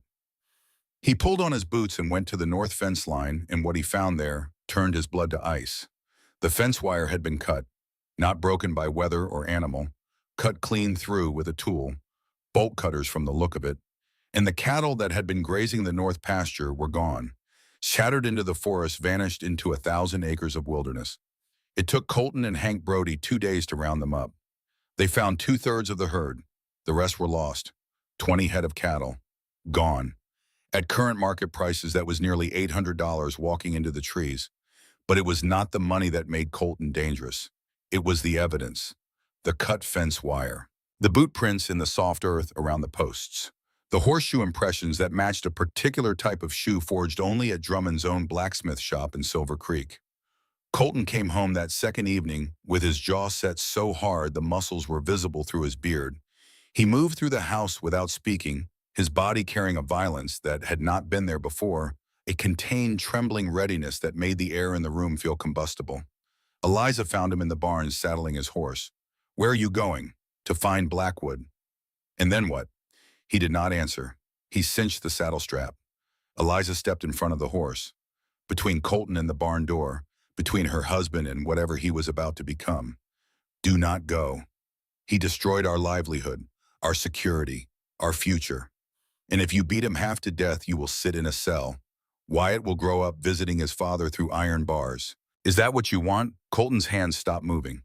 He stood with the reins in his fist, and his breath coming hard and his eyes burning with a fury that had been building for years, not just at Blackwood, not just at Drummond, but at fate itself, for taking and never stopping. "You want to fight for this family," Eliza said. Her voice was steady. Her eyes were not. "Then fight with your head, not your fists. Drummond wants this land, not the cattle. If we can prove what he is doing, we do not just save the ranch. We put him in prison." "How?" "The evidence is in his safe. The contracts, the land deals, the railroad agreements. We cannot get into that safe. No, but I am going to find a way. Colton looked at her. At this woman who stood 5'3" and weighed 110 pounds, blocking the barn door, telling a man twice her size that she was going to take down the most powerful person in the valley. You are the most dangerous creature on this mountain, he said quietly, and that includes the bears. Eliza managed a smile. Always have been. Nobody was looking. He let go of the reins, his fists unclenched, and he pulled her into his arms and held her so tightly she could feel his heart hammering against her cheek. I am scared, he said against her hair, of Drummond, of losing you. You will not lose me. I am yours, Colton Ridge. I chose this mountain. I chose you. I chose this life. Nothing changes that. Summer came, and with it a new challenge that Eliza had not anticipated. Hannah rode up to the ranch one August morning with news that the school teacher, Miss Hartley, had fallen and broken her leg badly. The school was facing closure for the term. You can read and write beautifully, Hannah said, looking at Eliza with an expression that was half hope and half conspiracy. You are wonderful with children. I told the school board you might be willing to teach, temporarily, until Miss Hartley recovers. Colton's jaw tightened, and the fight that followed was not about teaching. You will leave before dawn, not return until dark. When will I see you? When will Wyatt see you? This is a chance for me to prove that I have value beyond this kitchen. Value, the word seemed to physically strike him. You think I do not value you? That is not what I said. It is what you meant. They stared at each other across the kitchen, both breathing hard, both hurting, and between them lay the invisible fault line that runs through every marriage where love is real and fear is realer. Ruth was going to leave me, Colton said. The words fell into the room like stones into still water. What? Eliza whispered. Before the fever. Before she died, she was planning to go. Back east, take Wyatt with her. His voice was scraped raw. I found the suitcase after, already packed, hidden in the bottom of the wardrobe. She had been planning it for months. The information restructured everything Eliza thought she knew. Ruth had not just died, she had been leaving.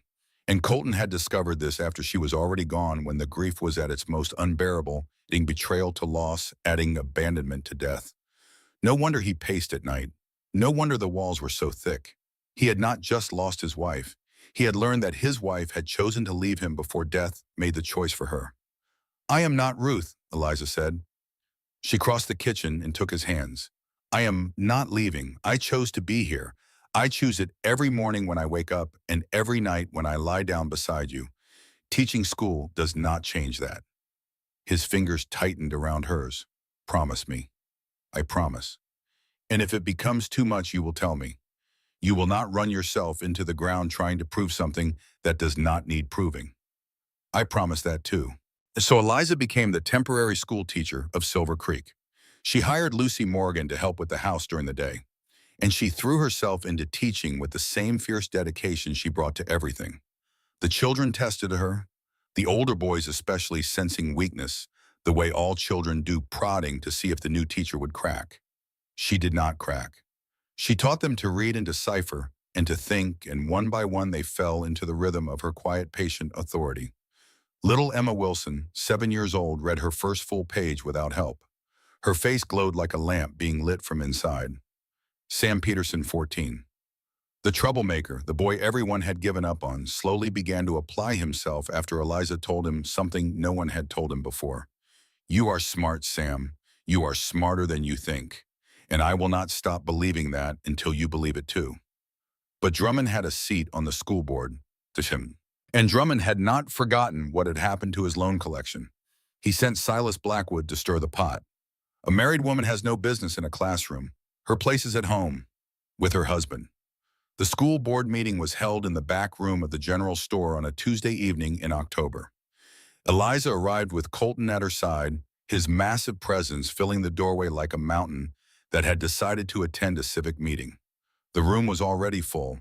Parents, townspeople, Hannah, Hank Brody, and to Eliza's surprise, nearly every family whose child she had taught. Earl Drummond sat at the front table, his red face radiating authority. Beside him, Blackwood leaned against the wall with his arms crossed and his knife blade smile firmly in place. "It is a matter of propriety," Drummond announced. "A married woman's duty is to her husband and home, not gallivanting around playing teacher."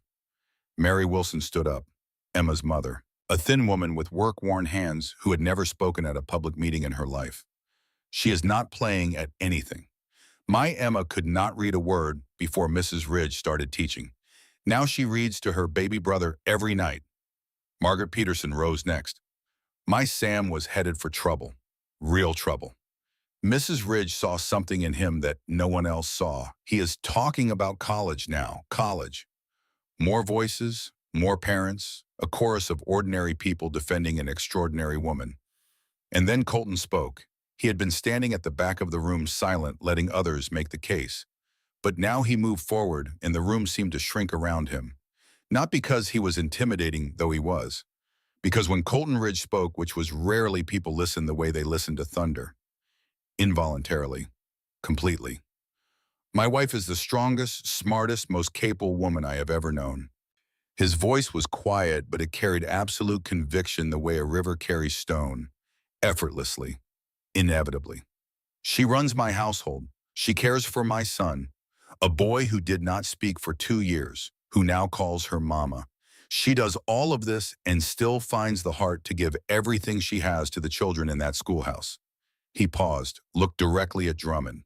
"You want to fire her because she has a husband, then her husband is standing right here telling you that you are wrong, and that those children deserve better than your politics." The vote was unanimous, every hand up except Drummond's. Eliza kept her position. Drummond lost publicly in front of the entire town. On the boardwalk afterward, Colton pulled Eliza close and kissed her. Right there on Main Street, in front of Drone and Silver Creek and anyone who cared to watch. "I love you, Eliza Ridge," he said against her lips. "And I love you, Colton Ridge, now and always." But as they walked to the wagon, Eliza glanced back, and she saw Silas Blackwood standing in the shadows outside the general store, watching them with eyes that held no warmth and no defeat and no intention of stopping. And behind him through the window of the store, Earl Drummond's face was the color of a bruise. Drummond was not the kind of man who accepted loss. He was the kind who burned everything before he would admit it. Eliza understood this the way she understood most dangers, quietly, instinctively, in the part of her mind that had spent 27 years reading rooms and predicting which direction the cruelty would come from. The worst was coming. She could feel it, the way the animals could feel a storm. Something in the air, something building, and she was right. But that is the next part of the story. And when it came, it brought fire. Eliza Ridge had learned something about danger in her 27 years on this earth.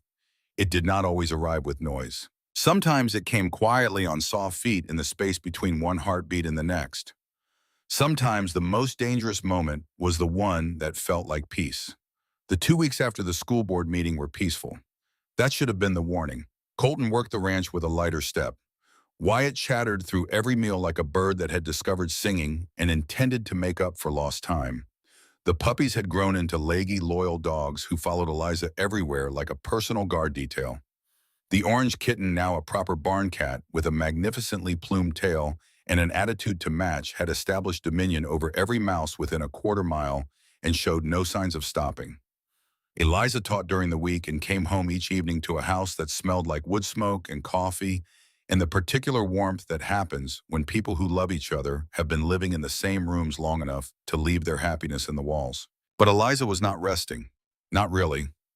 Every spare hour she had, she was writing letters to the Territorial Land Office in Helena, to the families of the 3 ranchers who had lost their property to Drummond's scheme, to a lawyer in Butte whose name Hank Brody had given her, a man named Garrett Cole, who specialized in land fraud cases and who had, according to Hank, the disposition of a terrier and the moral flexibility of a preacher.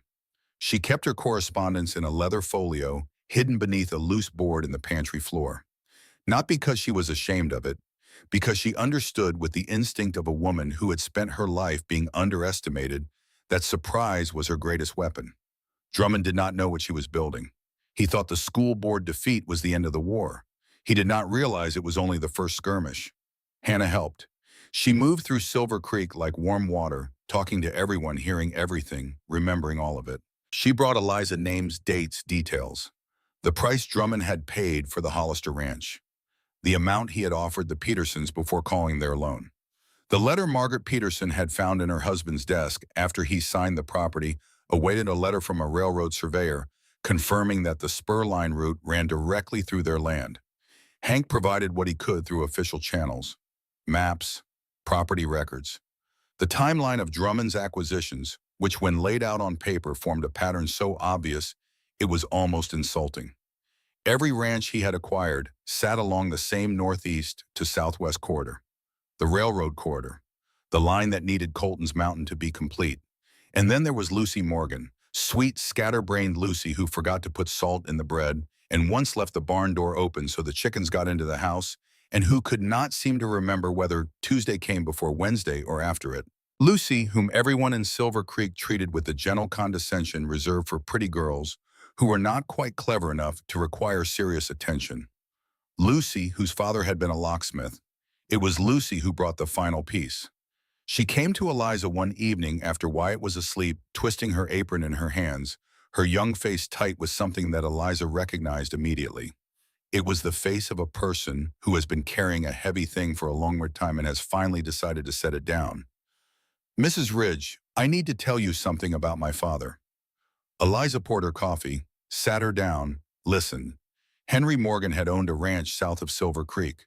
Good land, productive. He had borrowed from Drummond's bank to buy new breeding stock, and 2 years ago, without warning, the loan had been called. Henry could not pay. The ranch was seized, auctioned. Drummond bought it for a third of its value. Henry Morgan did not survive the loss. He was gone within the week. Lucy, 16 years old, found herself alone. "He did not leave a note," Lucy said. Her voice was steady, but her hands were not. "He did not need to. Everyone knew why, but nobody did anything. Because Drummond owns the bank, and the bank owns the town, and that is just how things are." She looked at Eliza with eyes that were older than 16. "My father taught me locks before he died. It was his trade before he became a rancher. He taught me every type of safe and strong box sold west of the Mississippi, including the Mosler combination safe that sits in the back office of the Silver Creek Bank." The room was very quiet. "I can open it," Lucy said, "and I want to." Eliza reached across the table and took the girl's hands. "Lucy, this is dangerous. If you are caught, you could go to prison." "My father is dead because of that man. 3 families lost everything. And you and Mr. Ridge will be next if someone does not stop him." Lucy's jaw set in a way that reminded Eliza painfully of herself. "I am not asking permission, Mrs. Ridge.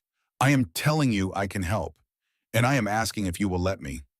Eliza looked at this girl whom the world had dismissed as silly and forgetful and not quite sharp enough to matter.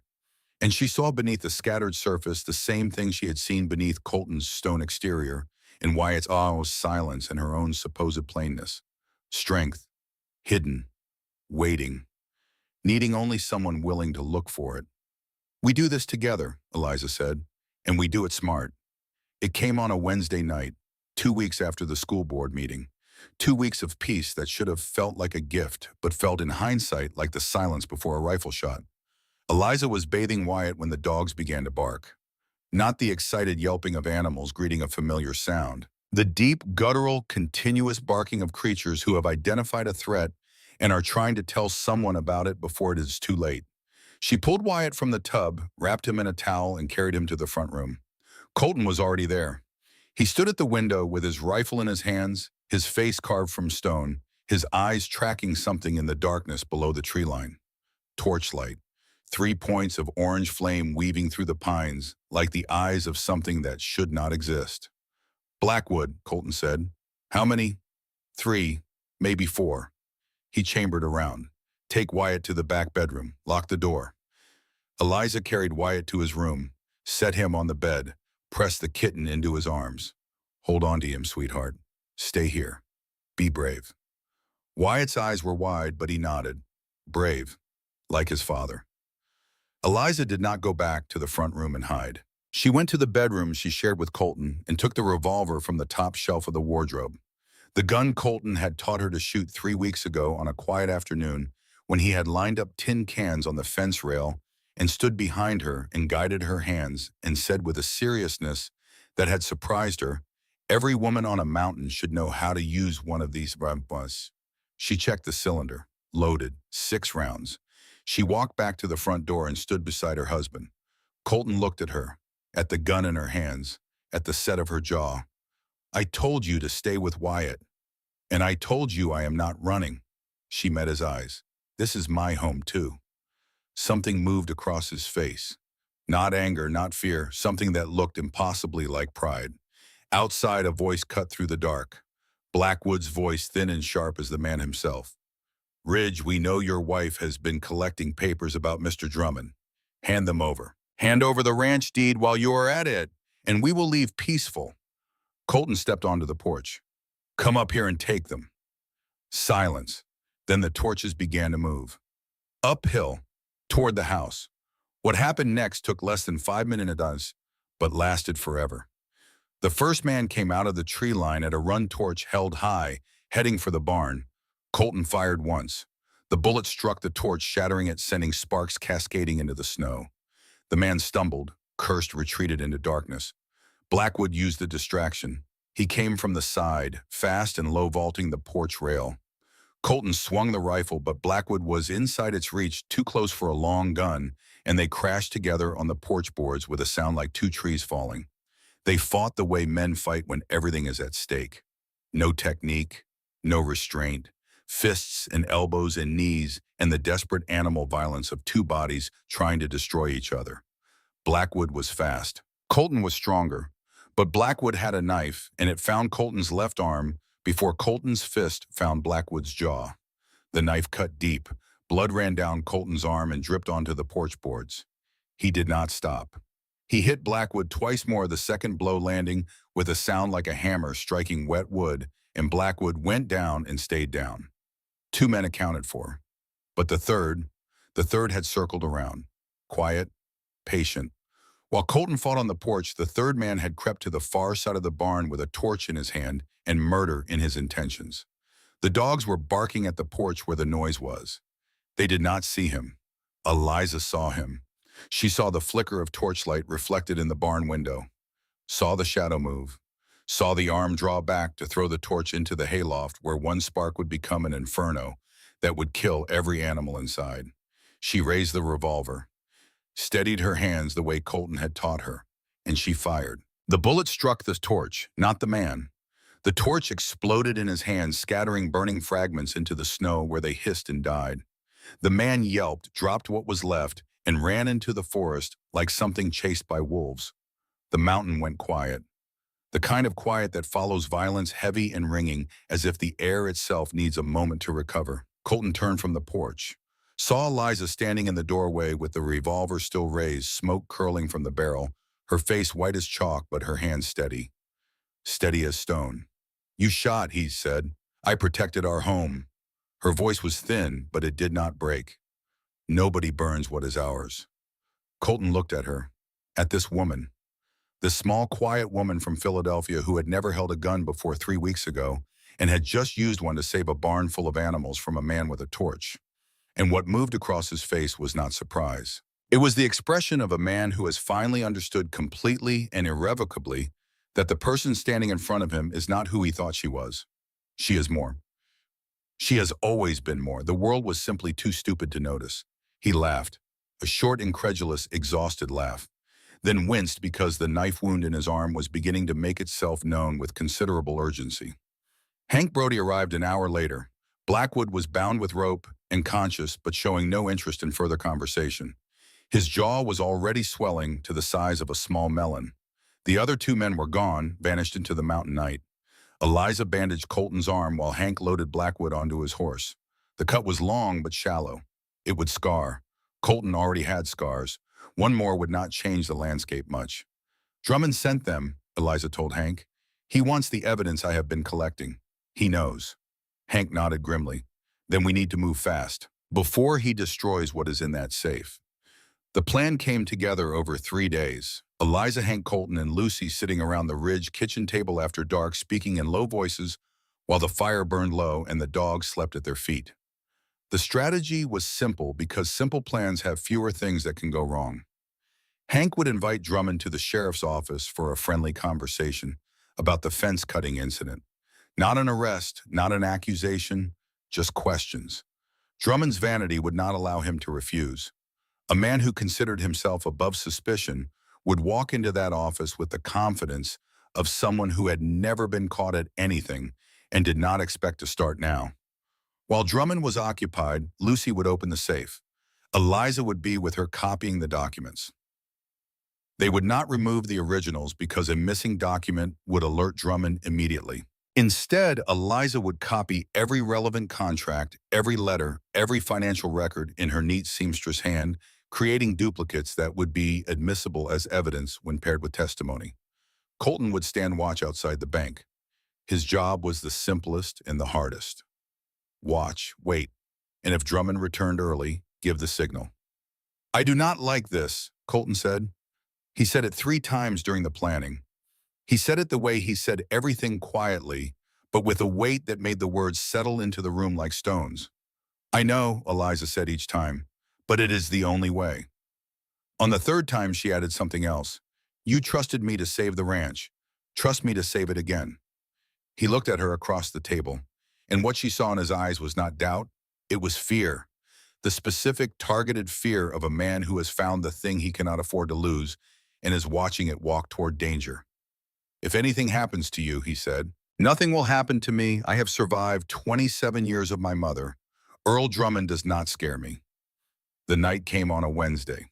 October, cold enough for breath to show, but not cold enough for ice. A 3/4 moon hung over Silver Creek, casting the kind of light that creates shadows but does not eliminate them. Hank met Drummond at the sheriff's office at 8 o'clock. Through the window, Eliza could see them sitting across from each other. Drummond, with his legs crossed and his cigar, lit the picture of a man who had nothing to hide and all the time in the world. Lucy's hands were steady on the safe dial. This surprised Eliza, who had expected nervousness.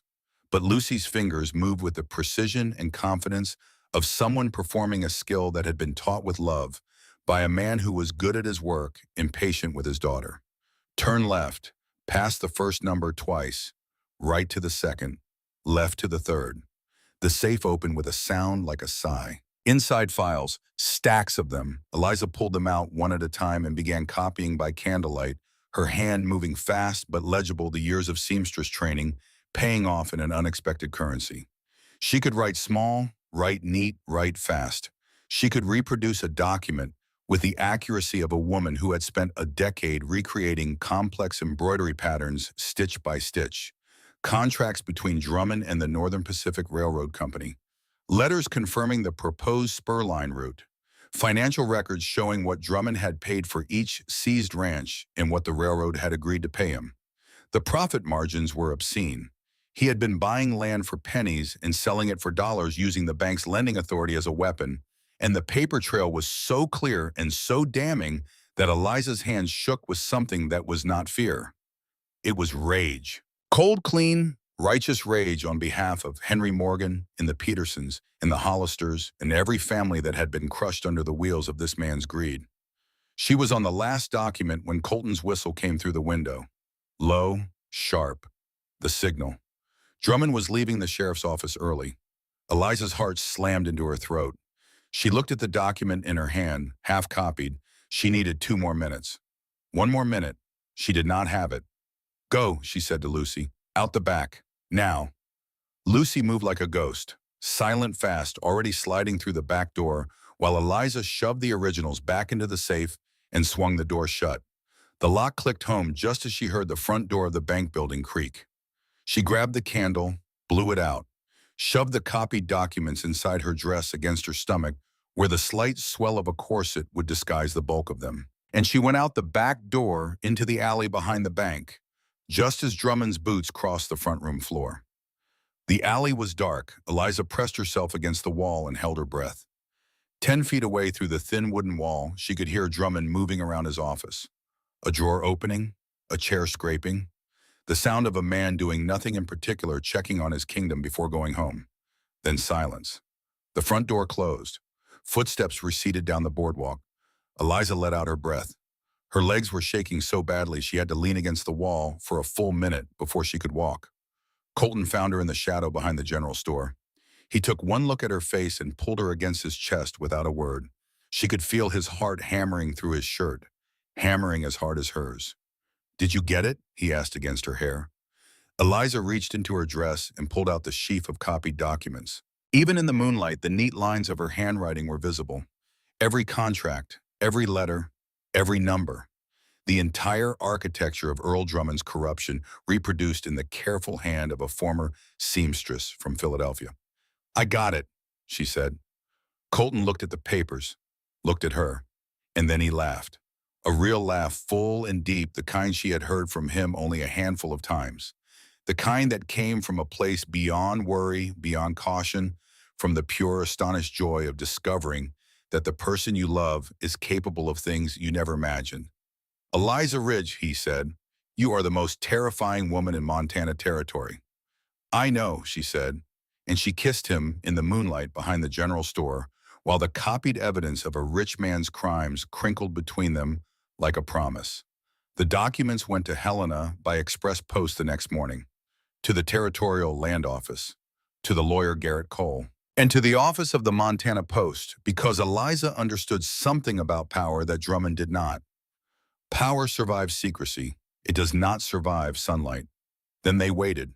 And while they waited, the mountain, as mountains do, continued its own business of changing everything. It was a Sunday evening in late October. The first hard frost of autumn had settled over the ridge like a hand pressing down. Wyatt was asleep upstairs, worn out from a day of helping Colton stack firewood for winter. The dogs were curled in front of the fire. The barn cat had claimed its customary position on the warmest chair and was purring with the self-satisfaction of a creature who has arranged the world to its liking. Eliza sat beside Colton on the bed. She took his hand and placed it on her stomach. "Colton, I need to tell you something." He looked at her, then down at his hand, then back at her face. "I think I am going to have a baby." In the silence that followed lasted exactly 4 seconds. Eliza counted them. Each one felt like a year. Then Colton's face did something she had never seen it do. It crumbled, not in anger, not in sadness, in something so far beyond either of those emotions that no single word could hold it. His eyes filled, his mouth opened, no sound came out, and then the tears came streaming down his weathered face and into his beard, and his whole body shook with the effort of containing what was happening inside him. "Colton," Eliza's hands found his face. "What is wrong, ho?" "Nothing is wrong." His voice was wrecked. "Everything is right. So right I cannot." He pulled her into his arms, holding her carefully, as if she had become something fragile overnight. "Eliza, tell me," she said softly. "Tell me what you are thinking." And then he told her, the thing he had been carrying for 2 years, the weight beneath the grief. The secret that explained the pacing and the silence, and the walls and the ice in his eyes. "Ruth did not die of fever," he said. The words fell into the room like a stone into deep water. "She had the fever, yes, but she was also pregnant. The second baby. She was carrying it when the sickness came. The fever weakened her. She should have survived it. But when the labor started..." He stopped. His jaw worked. His eyes were somewhere else, somewhere 2 years ago in a room he had never left. "Doc Wilson is a good man, but he was already old then. His hands shake. There were complications with the birth. The baby did not survive. And Ruth, she lost too much blood, too fast. There was nothing anyone could do." He looked at Eliza, and in his eyes she saw the thing he had never told anyone, the core of the wound.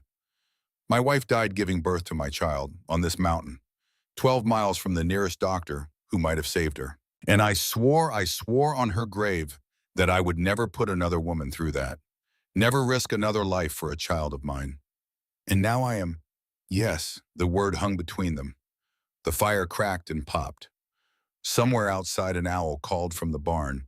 Eliza took Colton's face in her hands. She held it firmly, the way you hold something you refuse to let go of. And she spoke with a clarity and a strength that came from the deepest part of her, from the place where the woman who had survived 27 years of being told she was not enough had forged herself into something unbreakable. "I am not Ruth. The times are different. Doc Wilson has spent 2 years learning every technique he could find since he lost her because losing her nearly destroyed him too. I am healthy, I am strong, and I will not die. You cannot promise that. You are right, I cannot. But I can promise you this. I will fight for myself, for this baby, for you. Is that enough? He closed his eyes, opened them. The tears were still there, but something else was there too. Something growing behind the fear like a green shoot pushing through snow. Our baby, he said, and the wonder in his voice was so raw and so vulnerable that Eliza felt her own tears break free. Our baby. He placed his hand back on her stomach, gently, as if beneath his palm, beneath her skin, a miracle was taking shape that he did not deserve and could not believe and would spend the rest of his life trying to be worthy of. We are having a baby, he said. We are having a baby, she confirmed. And then he smiled. Not the ghost of a smile, not the shadow or the memory, a real smile that lit his face from the inside and transformed the cold mountain man into someone Eliza barely recognized, in love so fiercely she thought her chest might split open. He kissed her forehead, her eyelids, her mouth, each kiss a different prayer. If it is a girl, he whispered, she will be as stubborn as her mother. If it is a boy, he will be as quiet as his father. God help us either way. And they laughed together in their bedroom on the mountain, while the winter pressed against the windows, and the baby inside Eliza grew toward a world that was dangerous and beautiful, and worth every moment of the journey to reach it. Spring brought two things to the Ridge Mountain: wildflowers and justice. The letter from Helena arrived in late March, carried up the mountain by Hank Brody himself, who refused to trust it to anyone else.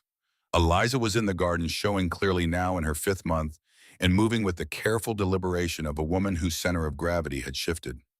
Colton was mending fence nearby, never far from her, these days orbiting her like a large protective moon. Hank dismounted and took off his hat.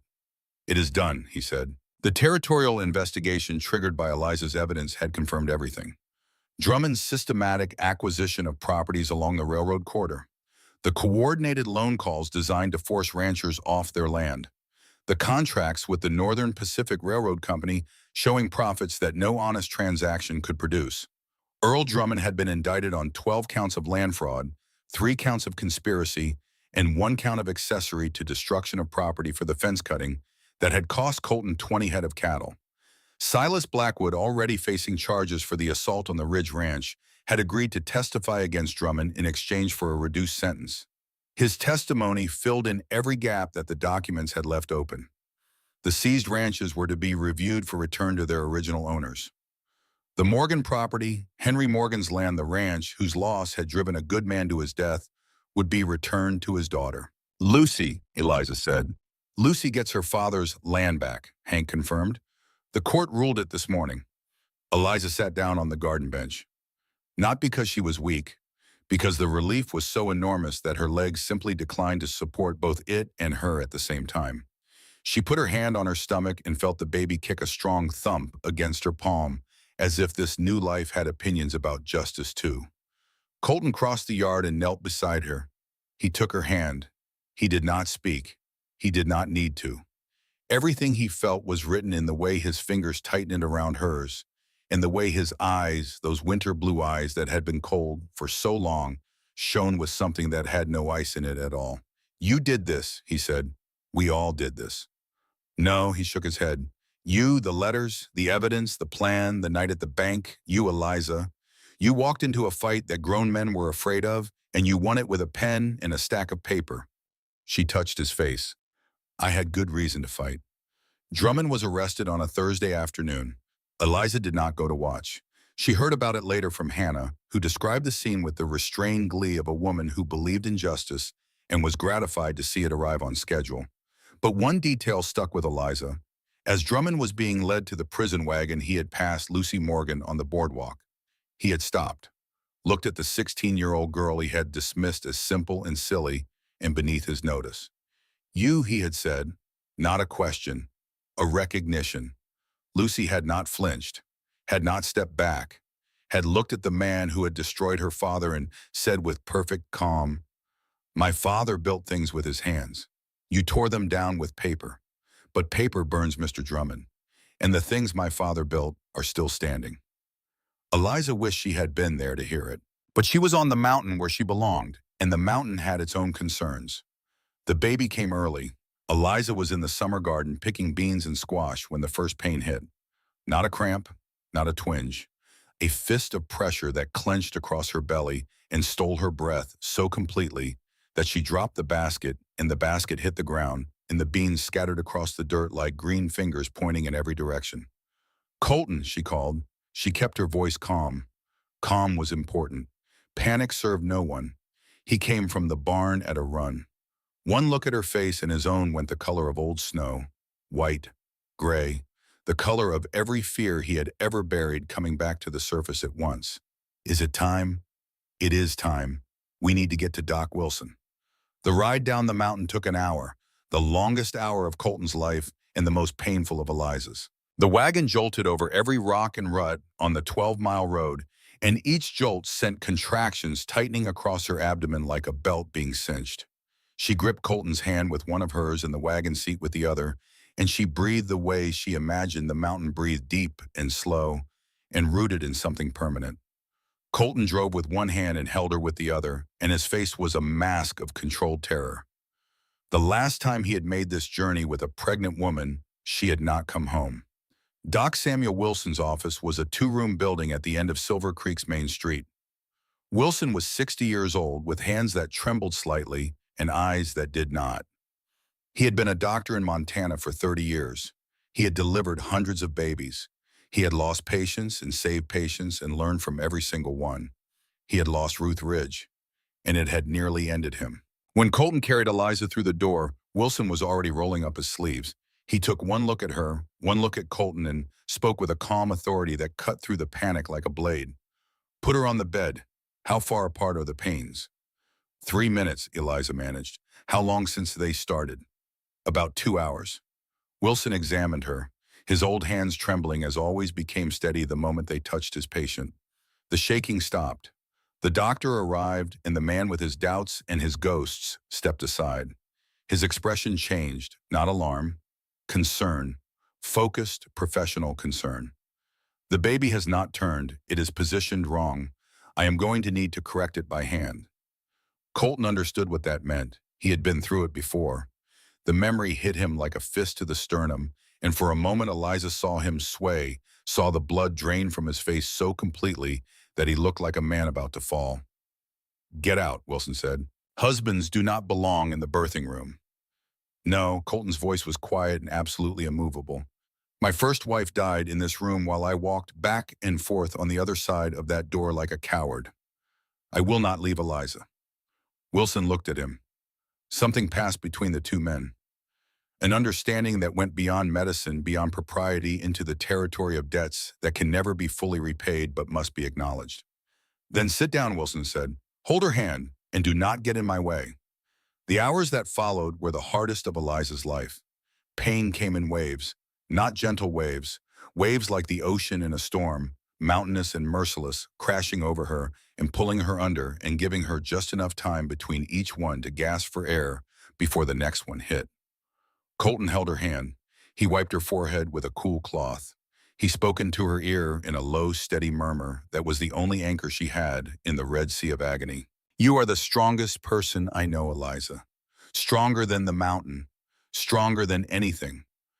"I cannot do this," she sobbed at one point. The pain had become everything. It was the whole world. There was nothing else. "Yes, you can." His voice was fierce, not angry, fierce with belief. "You survived your family.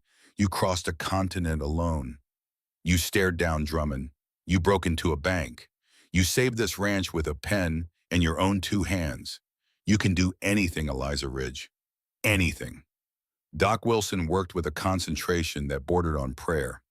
His hands steady now moved with the accumulated wisdom of 1,000 births. He spoke to Eliza in a calm, clinical voice, telling her what to do and when to do it, and she listened to that voice and to Colton's voice, and she pushed when they told her to push, and she breathed when they told her to breathe. Wilson turned the baby. It was delicate work, dangerous work, the kind of procedure that balanced on the razor's edge between success and catastrophe. Colton watched with a face that had gone beyond fear into a place of absolute stillness, a place where the only thing that existed was the sound of his wife breathing and the movement of the doctor's hands. He prayed. For the first time since Ruth had died, he prayed. Not to any specific God, to the mountain, to the sky, to whatever force had brought Eliza to him in the first place. Please, please do not take her.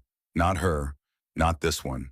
And then Eliza bore down with everything she had, everything she was, every ounce of the strength that had carried her through a lifetime of rejection and across a continent and up a mountain and into the arms of a man who had given her everything. She pushed, and a baby cried. The sound split the air like light splitting darkness. A furious, indignant, glorious wail that said, I am here and I am alive, and I have things to say about it. A girl. Doc Wilson's voice cracked on the word. His eyes were wet. His hands trembling again now that the crisis had passed, placed the squalling, red-faced, perfect infant on Eliza's chest. A healthy baby girl. And your wife is fine, Ridge. She is absolutely fine. Eliza looked down at her daughter, at the tiny, scrunched face and the waving fists, and the eyes that were squeezed shut against the brightness of a world she had not asked to enter, but had entered anyway with considerable volume and enthusiasm. Hello, little one, she whispered. We have been waiting for you. Colton was crying, openly, without shame, without any attempt to contain it. Tears ran down his face and into his beard, and his large hand reached out to touch the baby's head with a gentleness that should not have been possible for fingers that size. She is perfect, he breathed. Eliza, she is perfect, just like her mother. Doc Wilson stood back, wiped his eyes with the back of his hand, and then he said something that closed a circle that had been open for 2 years. This time I did not fail you, kidge. Colton looked up at the old doctor, at the man who had carried the weight of Ruth's death on his shoulders as for 730 days, who had spent those days studying, learning, preparing, driven by a guilt that no one had placed on him except himself. You never failed me, Doc. Colton reached out and gripped the old man's arm. Ruth was not your fault. It was never your fault. Wilson nodded, could not speak, left the room quickly with the hurried stride of a man who needed to be alone with his emotions before they overwhelmed him entirely. They named her Hope, Hope Mary Ridge. Mary for Ruth, whose given name it had been. Hope for the thing that had brought them all to this moment. The thing Eliza had carried in her crate, along with 2 puppies and an orange kitten on a stagecoach from Philadelphia to Montana. The thing Colton had lost and Eliza had found, and they had rebuilt together plank by plank, like the house Colton's father had built on the mountain with his own 2 hands. The first weeks with Hope were a war of endurance. The baby had inherited her father's lungs and her mother's determination, which meant she could cry at a volume that rattled the windows and would not stop until she was good and ready. Eliza walked the floors at night, singing lullabies she remembered from a childhood that now seemed to belong to someone else entirely. Colton took the early mornings pacing the bedroom with Hope cradled in his enormous arms, her entire body fitting in the space between his elbow and his wrist, and the sight of this giant man gently swaying with a newborn was something that made Eliza cry every time she saw it, which was frequently because she cried at everything these days. Wyatt was fascinated. He held his baby sister with the supervised care of a boy who understood that some things are so precious they require gentle hands. He talked to Hope constantly, narrating the world for her benefit. That is a bone. That is a cat. That is Papa. Papa is big, but he is nice. That is Mama.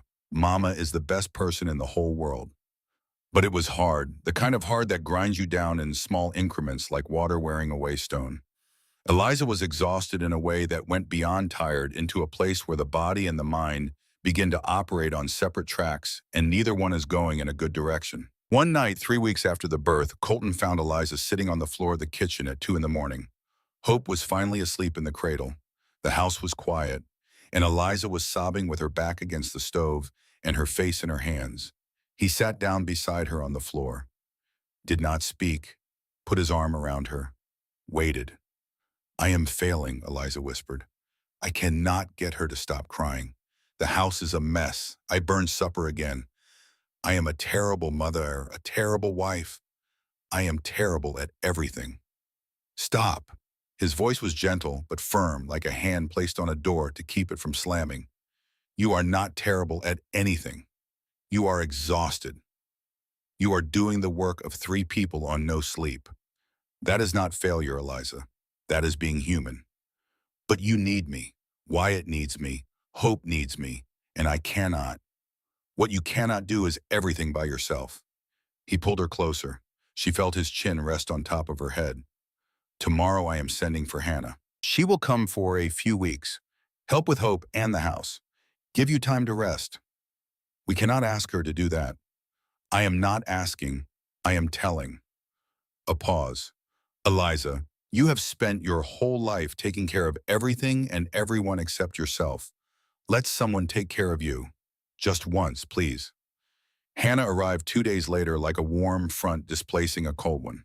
She swept into the house and took command with the cheerful authority of a woman who had raised 3 children of her own and had opinions about how things ought to be done and was not shy about sharing them.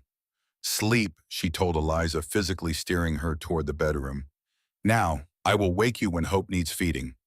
And Eliza, who had not slept more than 2 consecutive hours in 3 weeks, lay down on her bed and was unconscious before her head settled on the pillow. With Hannah's help, the fog began to lift. Eliza learned to read Hope's different cries, the hungry cry, and the tired cry, and the angry cry, and the I just want to be hello cry that sounded like all the others, but was really the most important one. She learned to nap when the baby napped, to let some things go, to accept that the house did not need to be perfect, and the bread did not need to be fresh, and the floor could wait another day. And slowly the terror of motherhood transformed into something else, into wonder, into a love so deep and so consuming that it felt less like an emotion and more like a change in the composition of her blood. She would watch Hope's eyes track her across the room, and the recognition in those tiny blue eyes would undo her completely. She would hold the baby to her breast and marvel that this small, fierce, impossibly beautiful person was half Colton and half herself in all. Miracle. 3 months after Hope's birth, on an evening in late December, Eliza was rocking the baby by the fire. Wyatt was asleep upstairs, exhausted from a day of helping Colton with the horses. The dogs dozed at her feet. The barn cat occupied the best chair and purred with the smug satisfaction of a creature who has won every territorial dispute it has ever entered. Colton sat beside her, reached out and touched Hope's tiny hand.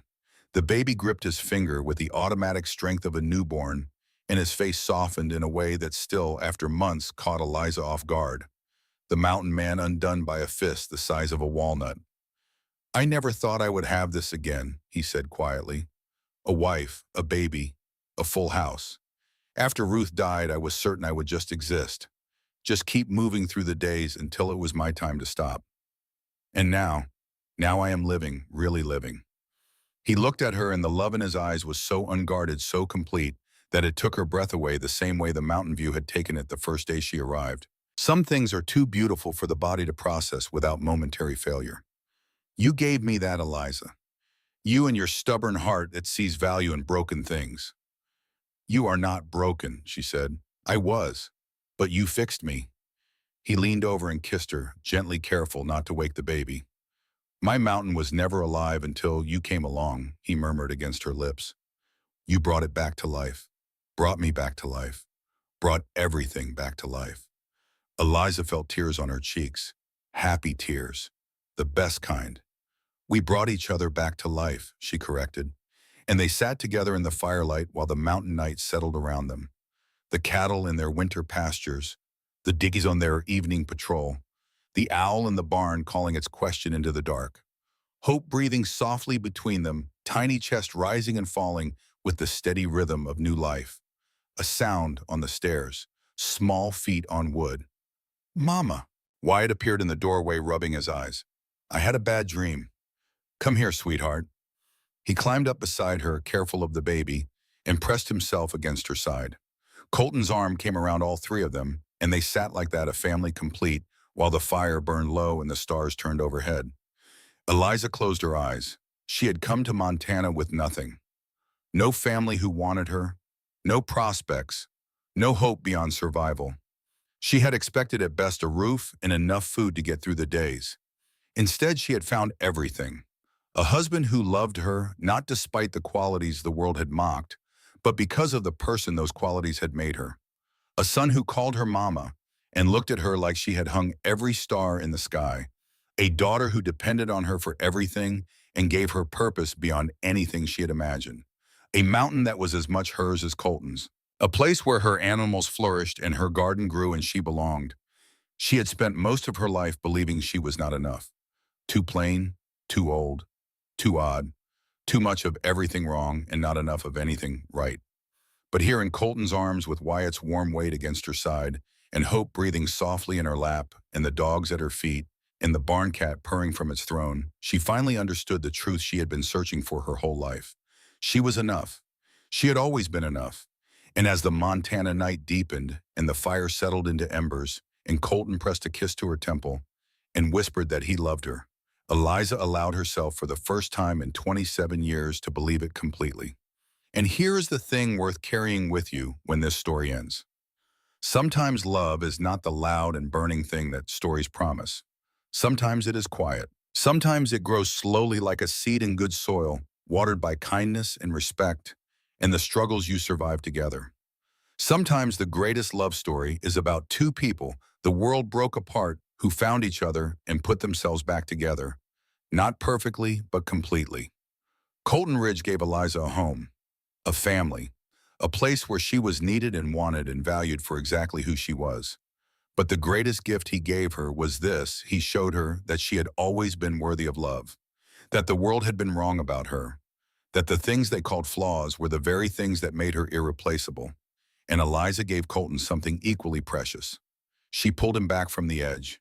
She filled his empty house with warmth and laughter and the sound of a child calling for his mama, and a baby crying at 3 in the morning, and dogs barking at absolutely nothing, and a barn cat who believed it owned the entire mountain. She showed him that a heart can heal, that love is possible after loss, that life can be beautiful even after it has been broken. Together they built something neither could have built alone: a family, a home, a love that would weather whatever the mountains sent their way. Let me ask you something. When was the last time you chose to stay when it would have been easier to leave? When was the last time you looked at something the world had thrown away and saw what it was really worth? If this story meant something to you, alike goes further than you might think. Share it with someone who needs to hear it. And if you have a moment, tell me in the comments. Where are you right now?